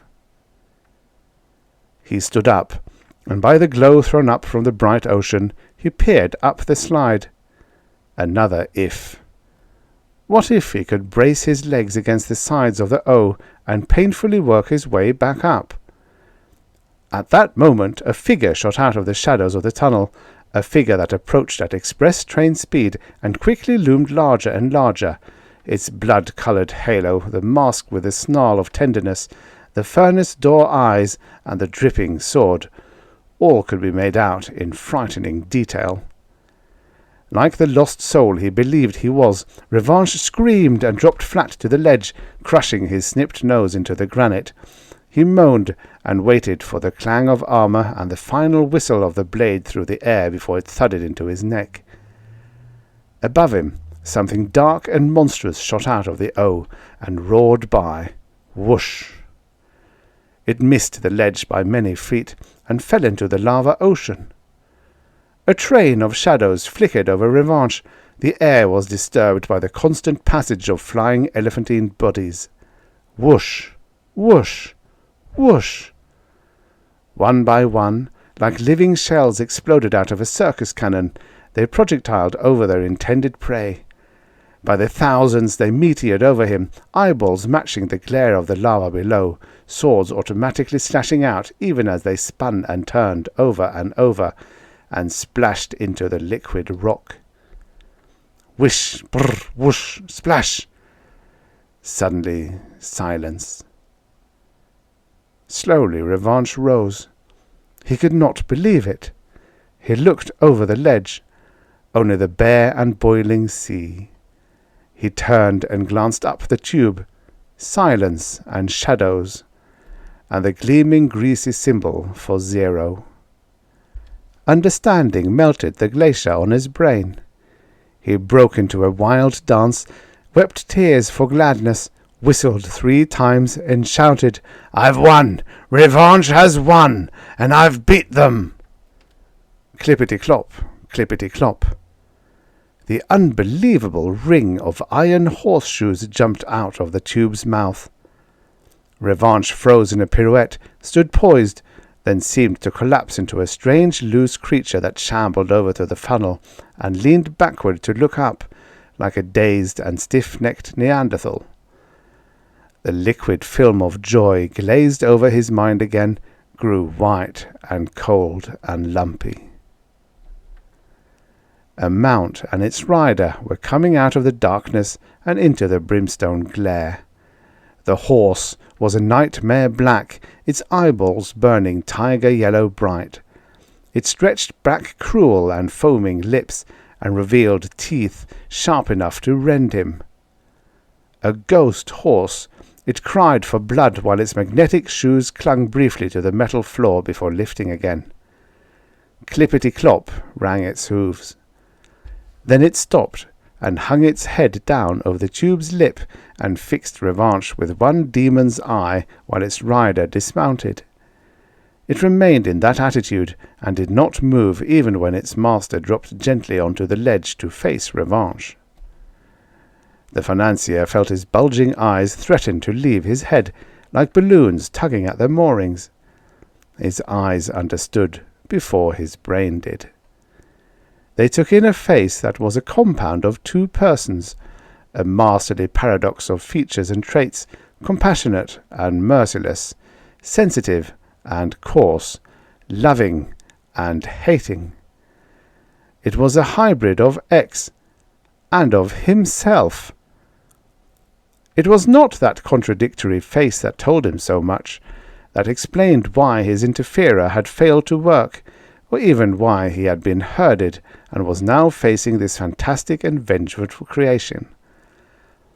It was something else that told him that not only Defes City, but he, Revanche, had been the victim of a Caligulan sense of humour, the butt of the most colossal practical joke the Messinian had ever played. That something else he had been too shocked to think about. Why had the bioids, who carried full-power antigravs within their bodies, fallen over the ledge? It was because Da Vinci Leo had deliberately destroyed them to raise his hopes, and then had brought out this thing, this joke. Not satisfied to make Revanche squirm, he had wanted him to sweat blood.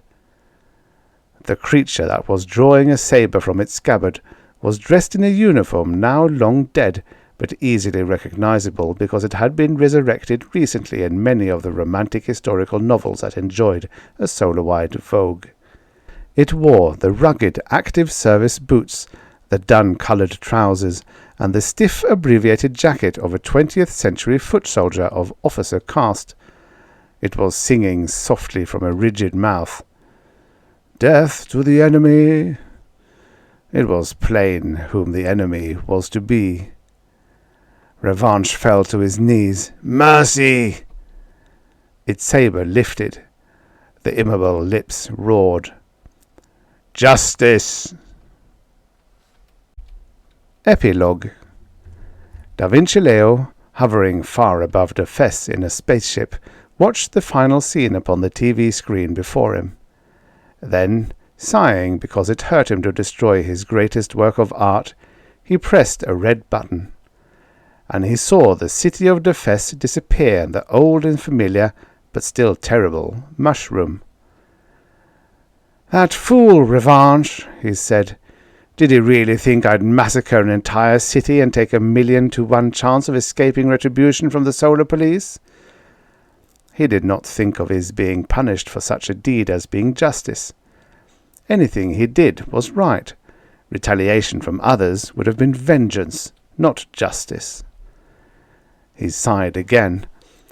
The project, Defes, had been enormous.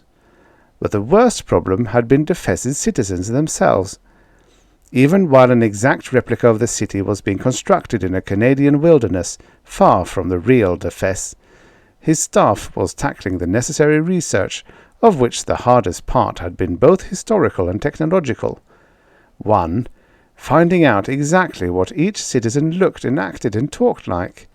2. Building bioids that looked, acted, and talked like the original.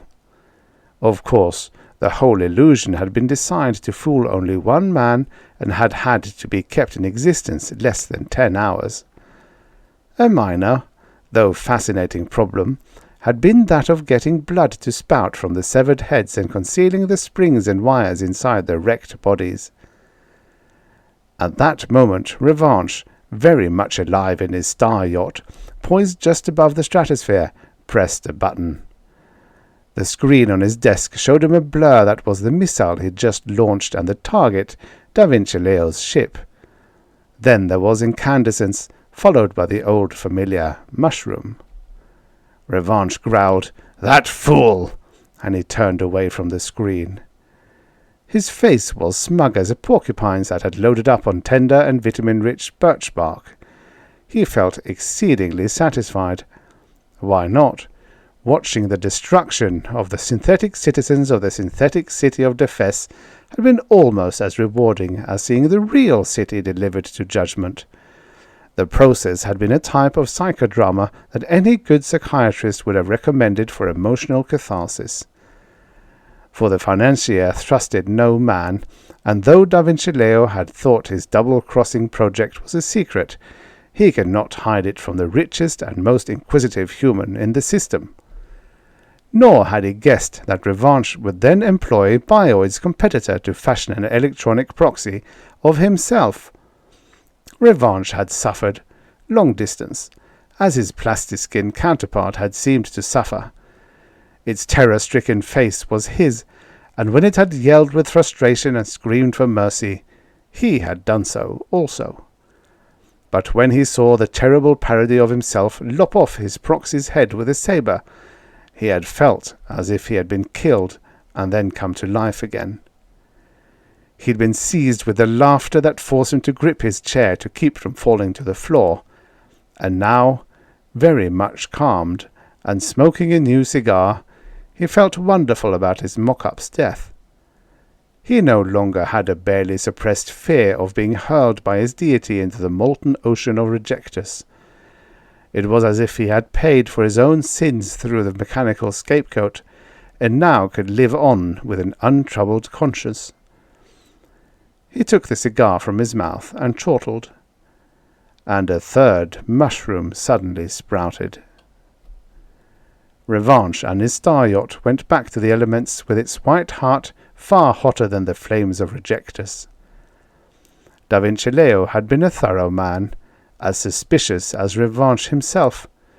Shortly after he had made his deal with the financier, he had had a machine built which keyed into the personal pattern of his Kappa brainwaves. If that pattern disappeared, quit radiating, a circuit was activated which sent a bloodhound missile soaring up into the air from a buried pit in the city of Messina, a missile whose electromagnetic nose sniffed for the scent of Revanche's Kappa brainwaves, and would not stop until it homed in on its target. Thus, if the financier had paused long enough to light up his cigar before pressing the button that disposed of his enemy, he would have finished smoking it, and many more after it. For Da Vinci Leo had been convinced that Revanche had perished with the false city of Defes, and he was just reaching out to flick the bloodhound's deactivation stud when Revanche's missile interrupted him forever. The End. Subscribe for your daily stories of futures past. And now, for the next story. Outcast of the Stars by Robert Silverberg, writing as Bob Silverberg. Originally published in Imagination Stories of Science and Fantasy, February 1957. Narrated by Tom Trussel. "We're coming close to Earth now, York and Var," said the patrolman. "We'll be dumping you any minute now." The man addressed as York and Var scowled bitterly.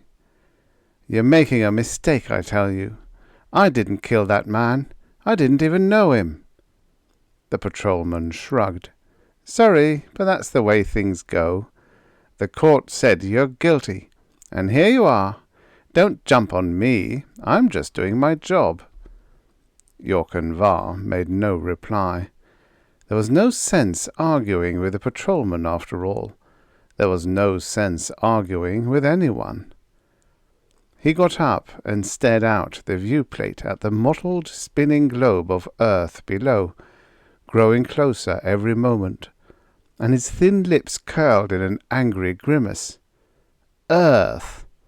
The garbage world, the dumping ground for the galaxy's undesirables.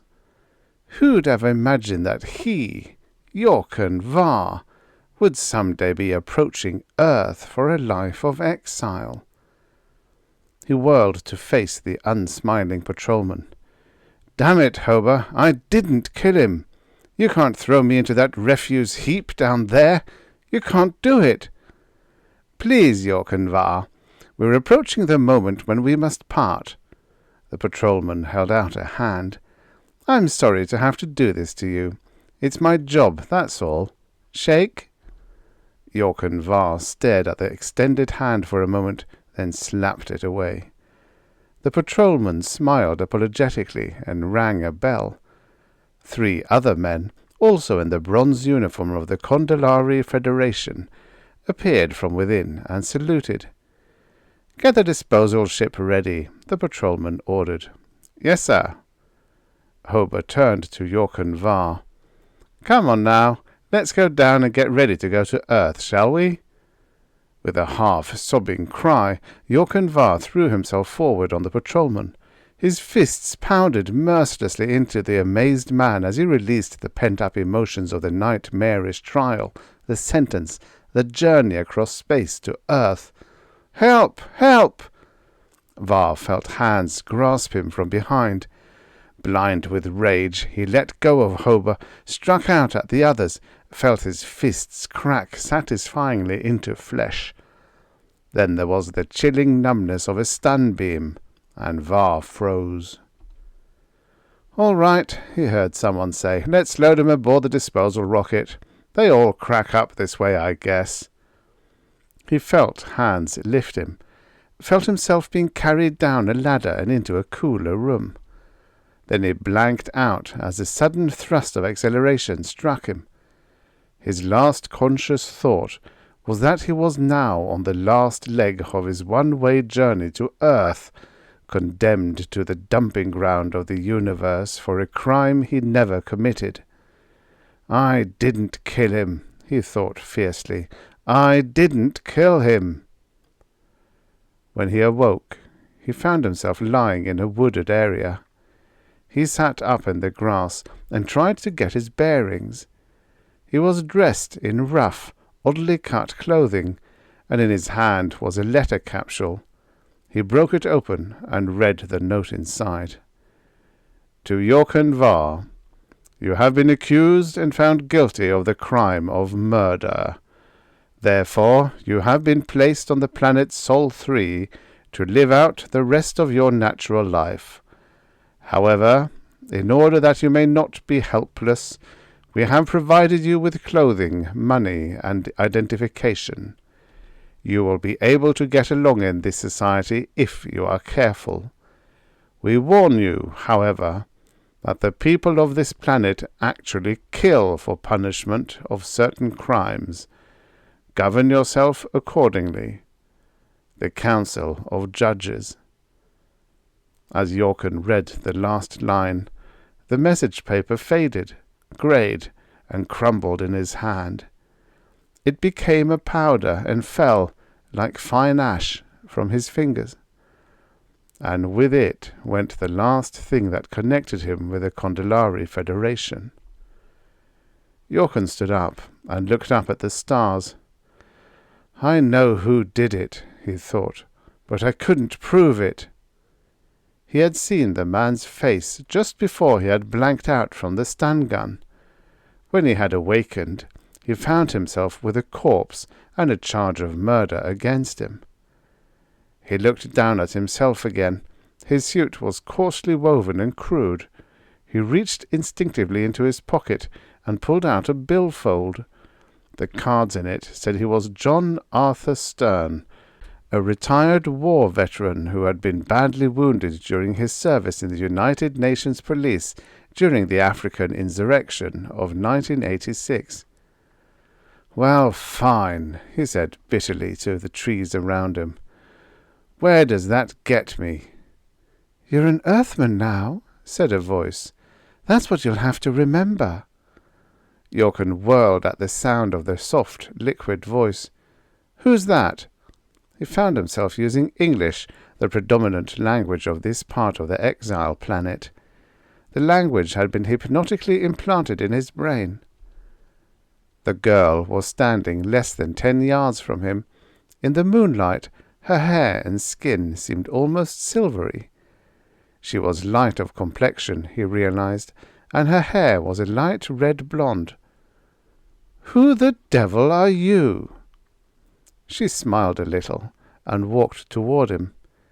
He felt a little odd. Here he was, in a wood on a primitive planet, knowing almost nothing of the civilization that surrounded him, confronted by an Earth girl who seemed to know him. "It's a shock, I know," she was saying, "but you'll get over it. I know where you came from. You're a Condylarian. You've been exiled to this planet. We don't ask why you were sent here, nor what you did, nor what your real name is. What's the name on your identity card?" "Stern," he said. "John Arthur Stern.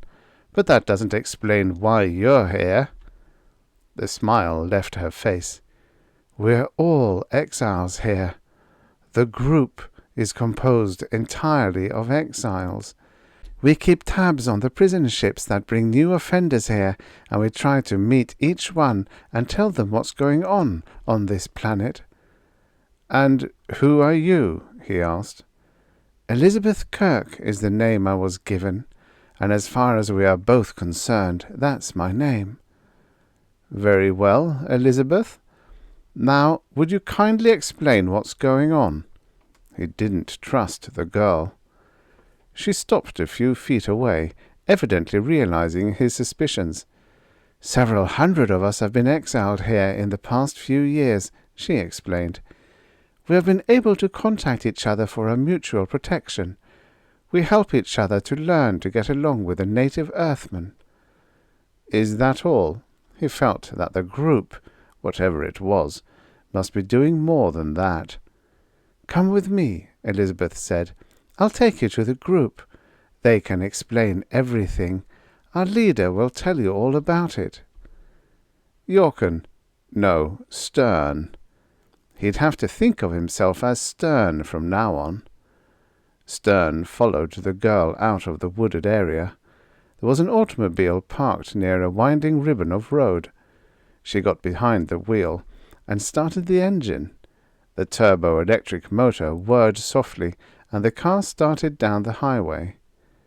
"We're near Suffern, New York," the girl told him conversationally.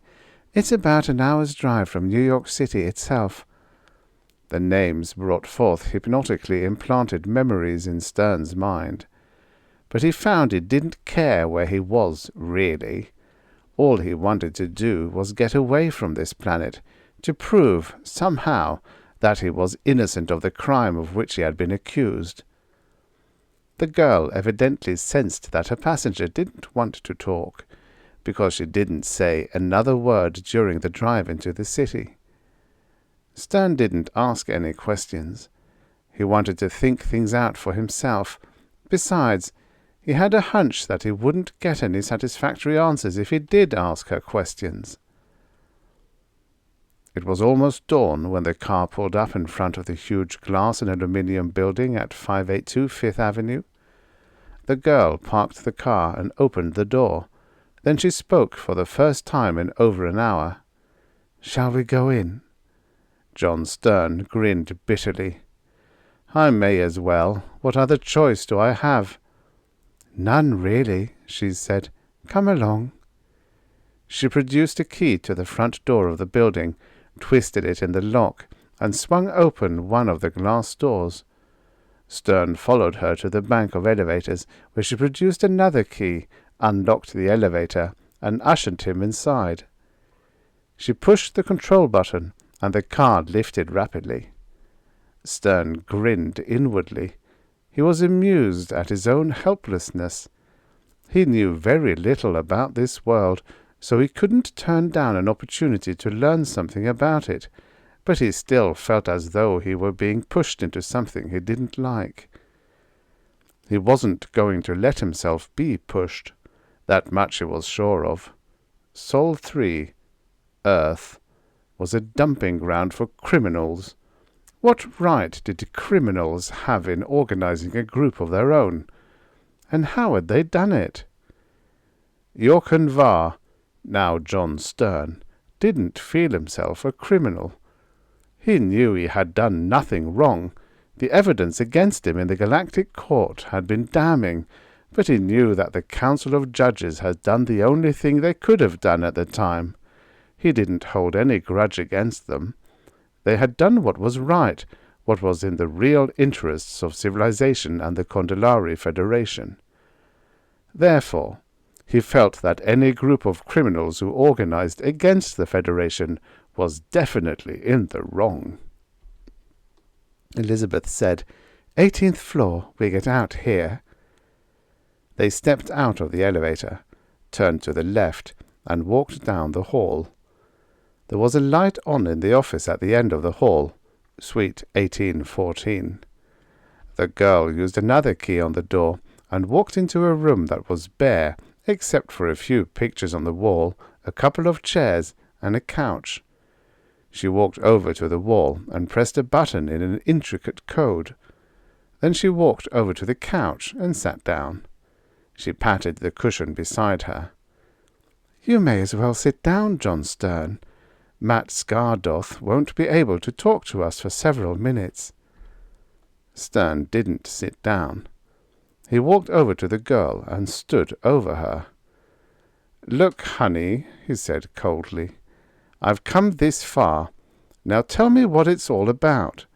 What sort of organization is this?" She looked up at him calmly and took a cigarette out of her purse. Stern watched curiously as she lit it. She saw his gaze and smiled. "It's an Earthman's habit," she said. "It's harmless and rather nice. Try one." He pushed away the proffered package. "No, I want information." Elizabeth leaned back and exhaled a cloud of smoke. "It's very simple," she said. "All of us have been exiled illegally. We've been put on this barbaric planet for crimes we haven't committed. We're organizing to take over the Earth government. We're going to get a spaceship built that can take us out of here." There was a hum at the door that led to the inner office, and the door swung quietly open. Elizabeth stood up. "Come along, John. Matt Scardoth, our leader, will talk to you." There were several men and women working in the inside office. A few of them glanced up, then went back to the work they were doing. It looked like a pretty efficient organization. It was when Stern stepped into the inner office that he got his big shock. The man sitting behind the desk was a pleasantly smiling individual with dark, close-cropped hair and a wide, easy smile. But Stern had seen that face before. It was the man who had killed Bargain Froz, the man who had committed the crime for which Jorken Var had been condemned. Stern's eyes widened. Then he regained control of himself. "I'm Matt Scardoth," the man behind the desk said. His voice was deep, mellow. "Welcome to our little group, Mr. Stern." "Stern." Scardoth leaned forward. "You know, of course, what the aims of our organization are?" "To build a ship and get off Earth, isn't it?" Stern said. He thought, "This is incredible. Here I am talking to the murderer whose rap I took, and—" "Exactly," Scardoth said. "We've been exiled unjustly, and we're determined to take steps to save ourselves. You don't have to join us, but I think it's in your best interest to do so." It was at that point that Stern realized what the man behind the desk was doing. Matt Scardoth was the leader of the group, and yet Matt Scardoth had managed to murder Bargain Froz and frame Jorken Var for the crime. And the murder had taken place less than 6 months before. Obviously, the man called Matt Scardoth had some way of getting off the planet Earth. John Stern had to clench his jaw muscles to keep from saying anything. If he were to denounce Scardoth now, without proof, it would probably cost him his life. He noticed that Scardoth was looking at him queerly, and he realized that he had been acting unusually. "What's the matter?" Scardoth asked. Smothering his hatred for the man who had falsely condemned him, Stern said, Nothing.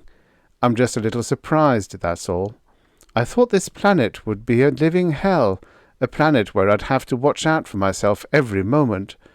I'm glad to see that I was wrong, but it's a little shocking, that's all." Skardoth's smile returned. "That's natural. Most of us feel that way." "I'm sure," Stern said.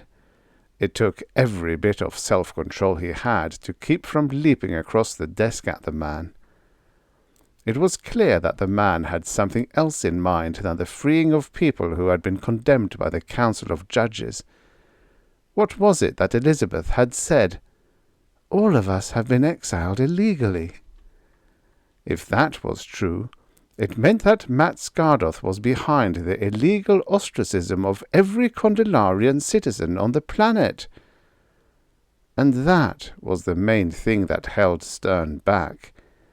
If what he thought was actually true, then he was the only one who really knew what Matt Skardoth had done. And, by the way Skardoth was treating him, Skardoth didn't know that Stern was aware of his identity. Skardoth leaned back behind his desk and smiled blandly. "It is probably obvious to you that the Federation has, for some reason of its own, framed you on this charge." He smiled softly. "Naturally, I don't know why you've been condemned to Earth, but that doesn't concern the group. We do know that you have been condemned illegally, so you will want to escape. What we have in mind is this. We will get away from this planet after we have taken it over. We will force the Condelari Federation to recognize us as an independent government. Are you with us?" Stern forced a grin. "I'm with you." "Excellent," said Skardoth. "We will have use for you." He put out his hand, and Stern, feeling trapped, took it. "Good luck, John Stern," said Skardoth. It was that last remark that finally made up Stern's mind. Skardoth shouldn't have known his first name. He shouldn't have known any part of the name that the Council of Judges had assigned to Jorken Var. Since he did, it meant that Matt Skardoth knew more than he should. It was nearly 3 weeks before John Stern figured out a method of attack. If he could only get his hands on Matt Skardoth, he'd be able to prove that he, Jorken Var, was innocent of the crime of which he had been accused. And possibly he would be able to prove that the others of the group were innocent too. Skardoth's plan was quite evident. Earth was a Class Q1 civilization. It bordered on being admitted to the Federation. But Skardoth had been on Earth for 500 years. The short-lived Earthmen had no idea that their destinies had been controlled by a being whose lifespan was nearly 10 times as long as theirs. Jorken Var, he tried to think of himself as John Stern now, was like all citizens of the Federation, extremely long-lived. He would easily live to be 1,000, perhaps more. But the exiles had, in the last few centuries, taken advantage of the Earthmen, a fact which had not been communicated to the Council of Judges. The Council evidently thought that the Earth was still in the lower classes of civilization. They didn't realize that Earthmen had already built interplanetary spaceships and might yet build interstellar vehicles. Stern felt he could trust the girl, Elizabeth. She seemed to be aware that something was wrong, but she didn't quite seem to know what. One night, Skardoth assigned both of them to go out to Long Island to take a look at the nuclear power plant there. He wanted data on the new nuclear-electric energies that had been developed. Elizabeth was supposedly a nuclear scientist assigned to the Long Island plant. For 12 years she had built up her identity there. But as they approached the installation, She slowed the car and parked it alongside the road. "What's the idea, Liz?" he asked. "There's something troubling you, Johnny. What is it?" He looked at her bleakly. "You really want to know?" She nodded and started to say something, but before she could answer, he said, "Okay, I'll tell you. We, you and I, and all the others of the group, are being led by the nose. Skardoth is using us for his own purposes." Rapidly, he explained what he knew about the leader of the group. When he had finished, he held his breath. If the girl didn't believe him! Elizabeth nodded slowly. "I know," she said softly. "I've known for a long time. So have most of the others. We knew he was controlling us." Then her blue eyes flashed hatred. "But we didn't know he was framing us. We knew that what he was doing was wrong, but we didn't realize that it was Skardoth who got us into this." "Then you believe me?" he asked. She turned to him, her deep blue eyes looking straight into his. Her voice was low and whispering when she spoke. "Of course I believe you, you idiot. But what could I do? I've been on this planet a long time, nearly 70 years. I know what Skardoth wants. He wants to take over this planet and then take over the galaxy. These people, the Earthlings, have more potential power than any other race in the universe. Given another century, they'll outdo us in almost every field. If they're on the side of the Condelari Federation, we'll be all right. But if they're on the side of Skardoth, then the Federation is helpless." Stern nodded. "That's right. The Federation has misjudged these people. The Council of Judges still thinks that they're stupid barbarians, and they're not." He took a deep breath. "We're in one hell of a jam, Liz. We've both been framed for something we haven't done. I know that Skardoth is responsible for the whole thing. He must be much older than he looks. How old would you say he was?" Elizabeth shrugged. "Middle-aged, I'd say. Maybe 900 years. Stern shook his head. "More than that. I've been keeping tabs on what has happened here on Earth for the past few centuries. By careful analysis, I've spotted the first time that Skardoth came to this planet." He reached out and touched her hand. "He's been here for more than 1,200 years. Her eyes narrowed. "That means that he's had some method of escape all these years. He's got an interstellar ship planted somewhere." "Sure. He framed all of us. He's managed to get all of us sent here as criminals. Liz, I tell you, he's using us." She started to say something, but at that moment the car radio broke into life. A harsh voice said, "Very pretty. I'm sorry to have to deal with both of you this way." It was as though Skardoth's voice had galvanized him into action. Stern heard the voice, and before it had finished, he had opened the door of the car and flung himself out. He tried to push Elizabeth out the other way, but it was too late. Just as John Stern tumbled out of the car, a greenish-yellow cloud of radiance appeared in the front seat for a fraction of a second. When it faded, Elizabeth was gone. Stern picked himself up from the gravel at the side of the road and looked at the car. It was empty. It looked like any terrestrial automobile. As he stood up, he heard a faint voice over the radio. "Too bad that he wasn't in the focus of the ray." There was no more. He knew then what had happened. Skardoth had had a voice pick-up in the car. As soon as he had heard a confession from both of them, Skardoth had used a built-in transport field. Stern stood there for a moment, looking at the empty car. He'd been lucky. If the transport field hadn't hit Elizabeth squarely, she would have been completely disintegrated. As it was, Elizabeth had been caught in the field, but Stern had not. She had been transported to wherever the field focus was located, and Scardoth assumed that John Stern had been half in and half out of the field, and had been dissipated into nothingness. Stern grinned. That had been Matt Scardoth's last mistake. State Patrol Car 331, cruising along the Montauk Manhattan Highway, spotted a lone figure standing at the side of the road. He raised his hands and flagged them down. Sergeant Riley applied the brakes and slowed down.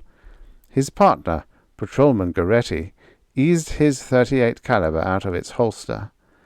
It wasn't likely that the man who was flagging them down was dangerous, but there was no use taking a chance. Patrol Car 331 slowed to a stop. Sergeant Riley leaned out of the car window. "What seems to be the trouble?" he asked. John Stern pointed with one hand while the other hand touched the sergeant's neck. "My car," Stern said distinctly, "was stolen down there." But the instant his fingers had touched the police officer's neck, that officer had become a slave of his own nervous system. "Okay, climb in," said Sergeant Riley. Stern went around to the other side of the car, and Patrolman Goretti said, "Hey, where are we supposed—" But he was too late. Stern's hand had already touched his neck. Patrolman Goretti didn't argue in the least when the sergeant said, "Okay, Goretti, let's get to Manhattan as fast as possible. Use the siren." John Stern leaned back and relaxed while the police car headed toward Manhattan with its siren wide open. The cars ahead of them pulled over to the side as the state police roared down the road toward Manhattan. The road was fairly empty that late at night. They sped toward the city at 80 miles an hour, roared down the open stretches of flat roadway into the city. The highway crowded up in Queens, but they hit the Triborough, crossed over into Manhattan, and moved on down Fifth Avenue toward 582. "Okay," Stern said as they reached 50th Street. "Cut the siren and pull up outside 582. I'll take care of it from there." The officers did as ordered. When Stern got out, he said, "Forget all about what has happened. Go back to your beat." The policeman pulled away without a sound. Stern looked up at the building. There was still a light on the 18th floor. But how could he get up there? The front door was locked. If he broke in, he'd have to deal with another group of cops, and that was too risky. What could he do? To get to the 18th floor, he'd have to get into the building, open the elevator, go. Stern shook his head. It wasn't worth it. He flexed his muscles and looked up the side of the building. It wasn't too high. It could be done. Stern squeezed his fingers together and began the climb up the sheer side of the great building.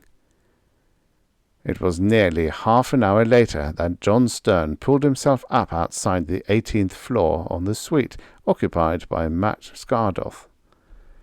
Hanging precariously by his fingertips, he looked inside the brightly illuminated window. Inside, he saw Matt Scardoth watching Elizabeth Kirk, who was tightly bound to a chair in the corner of the room. "It's too bad your hero's been killed," Scardoth said, "because now there's no one to rescue you." "What are you going to do to me, Scardoth?" he heard the girl ask.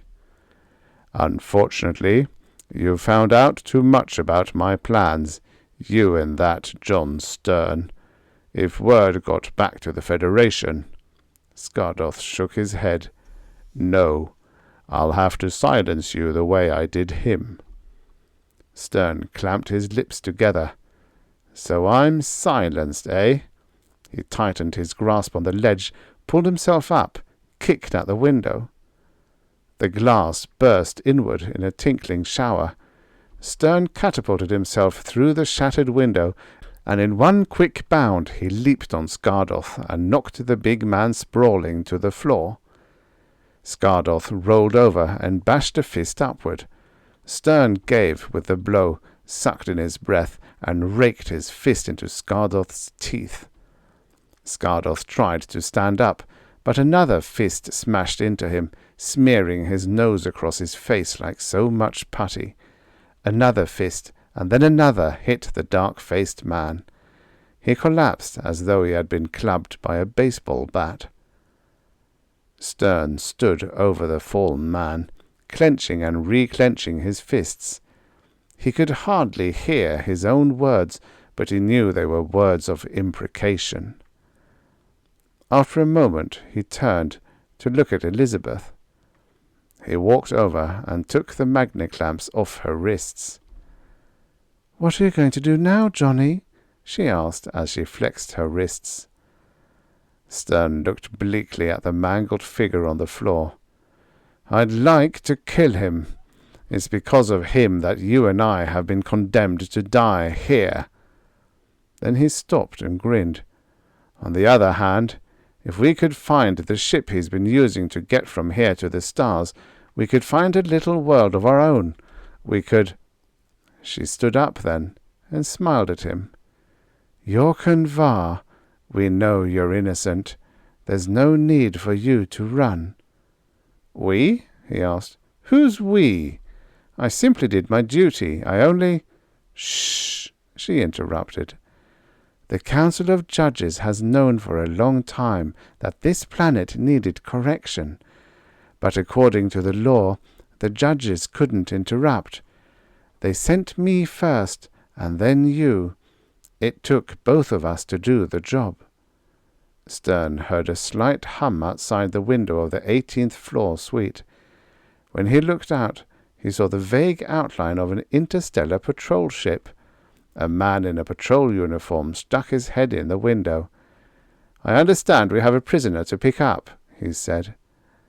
Stern put one arm around the girl and gestured with his free hand. "There he is, chum. Pick him up." The end. Subscribe for your daily stories of futures past. If you like this sort of human-read narration, please consider becoming a member of the channel. Members not only get rid of some of their unwanted money, but also may access the stories a whole week before everyone else. And that's it, really. Oh yes, the stories are and will remain AI-free. And free of charge, of course.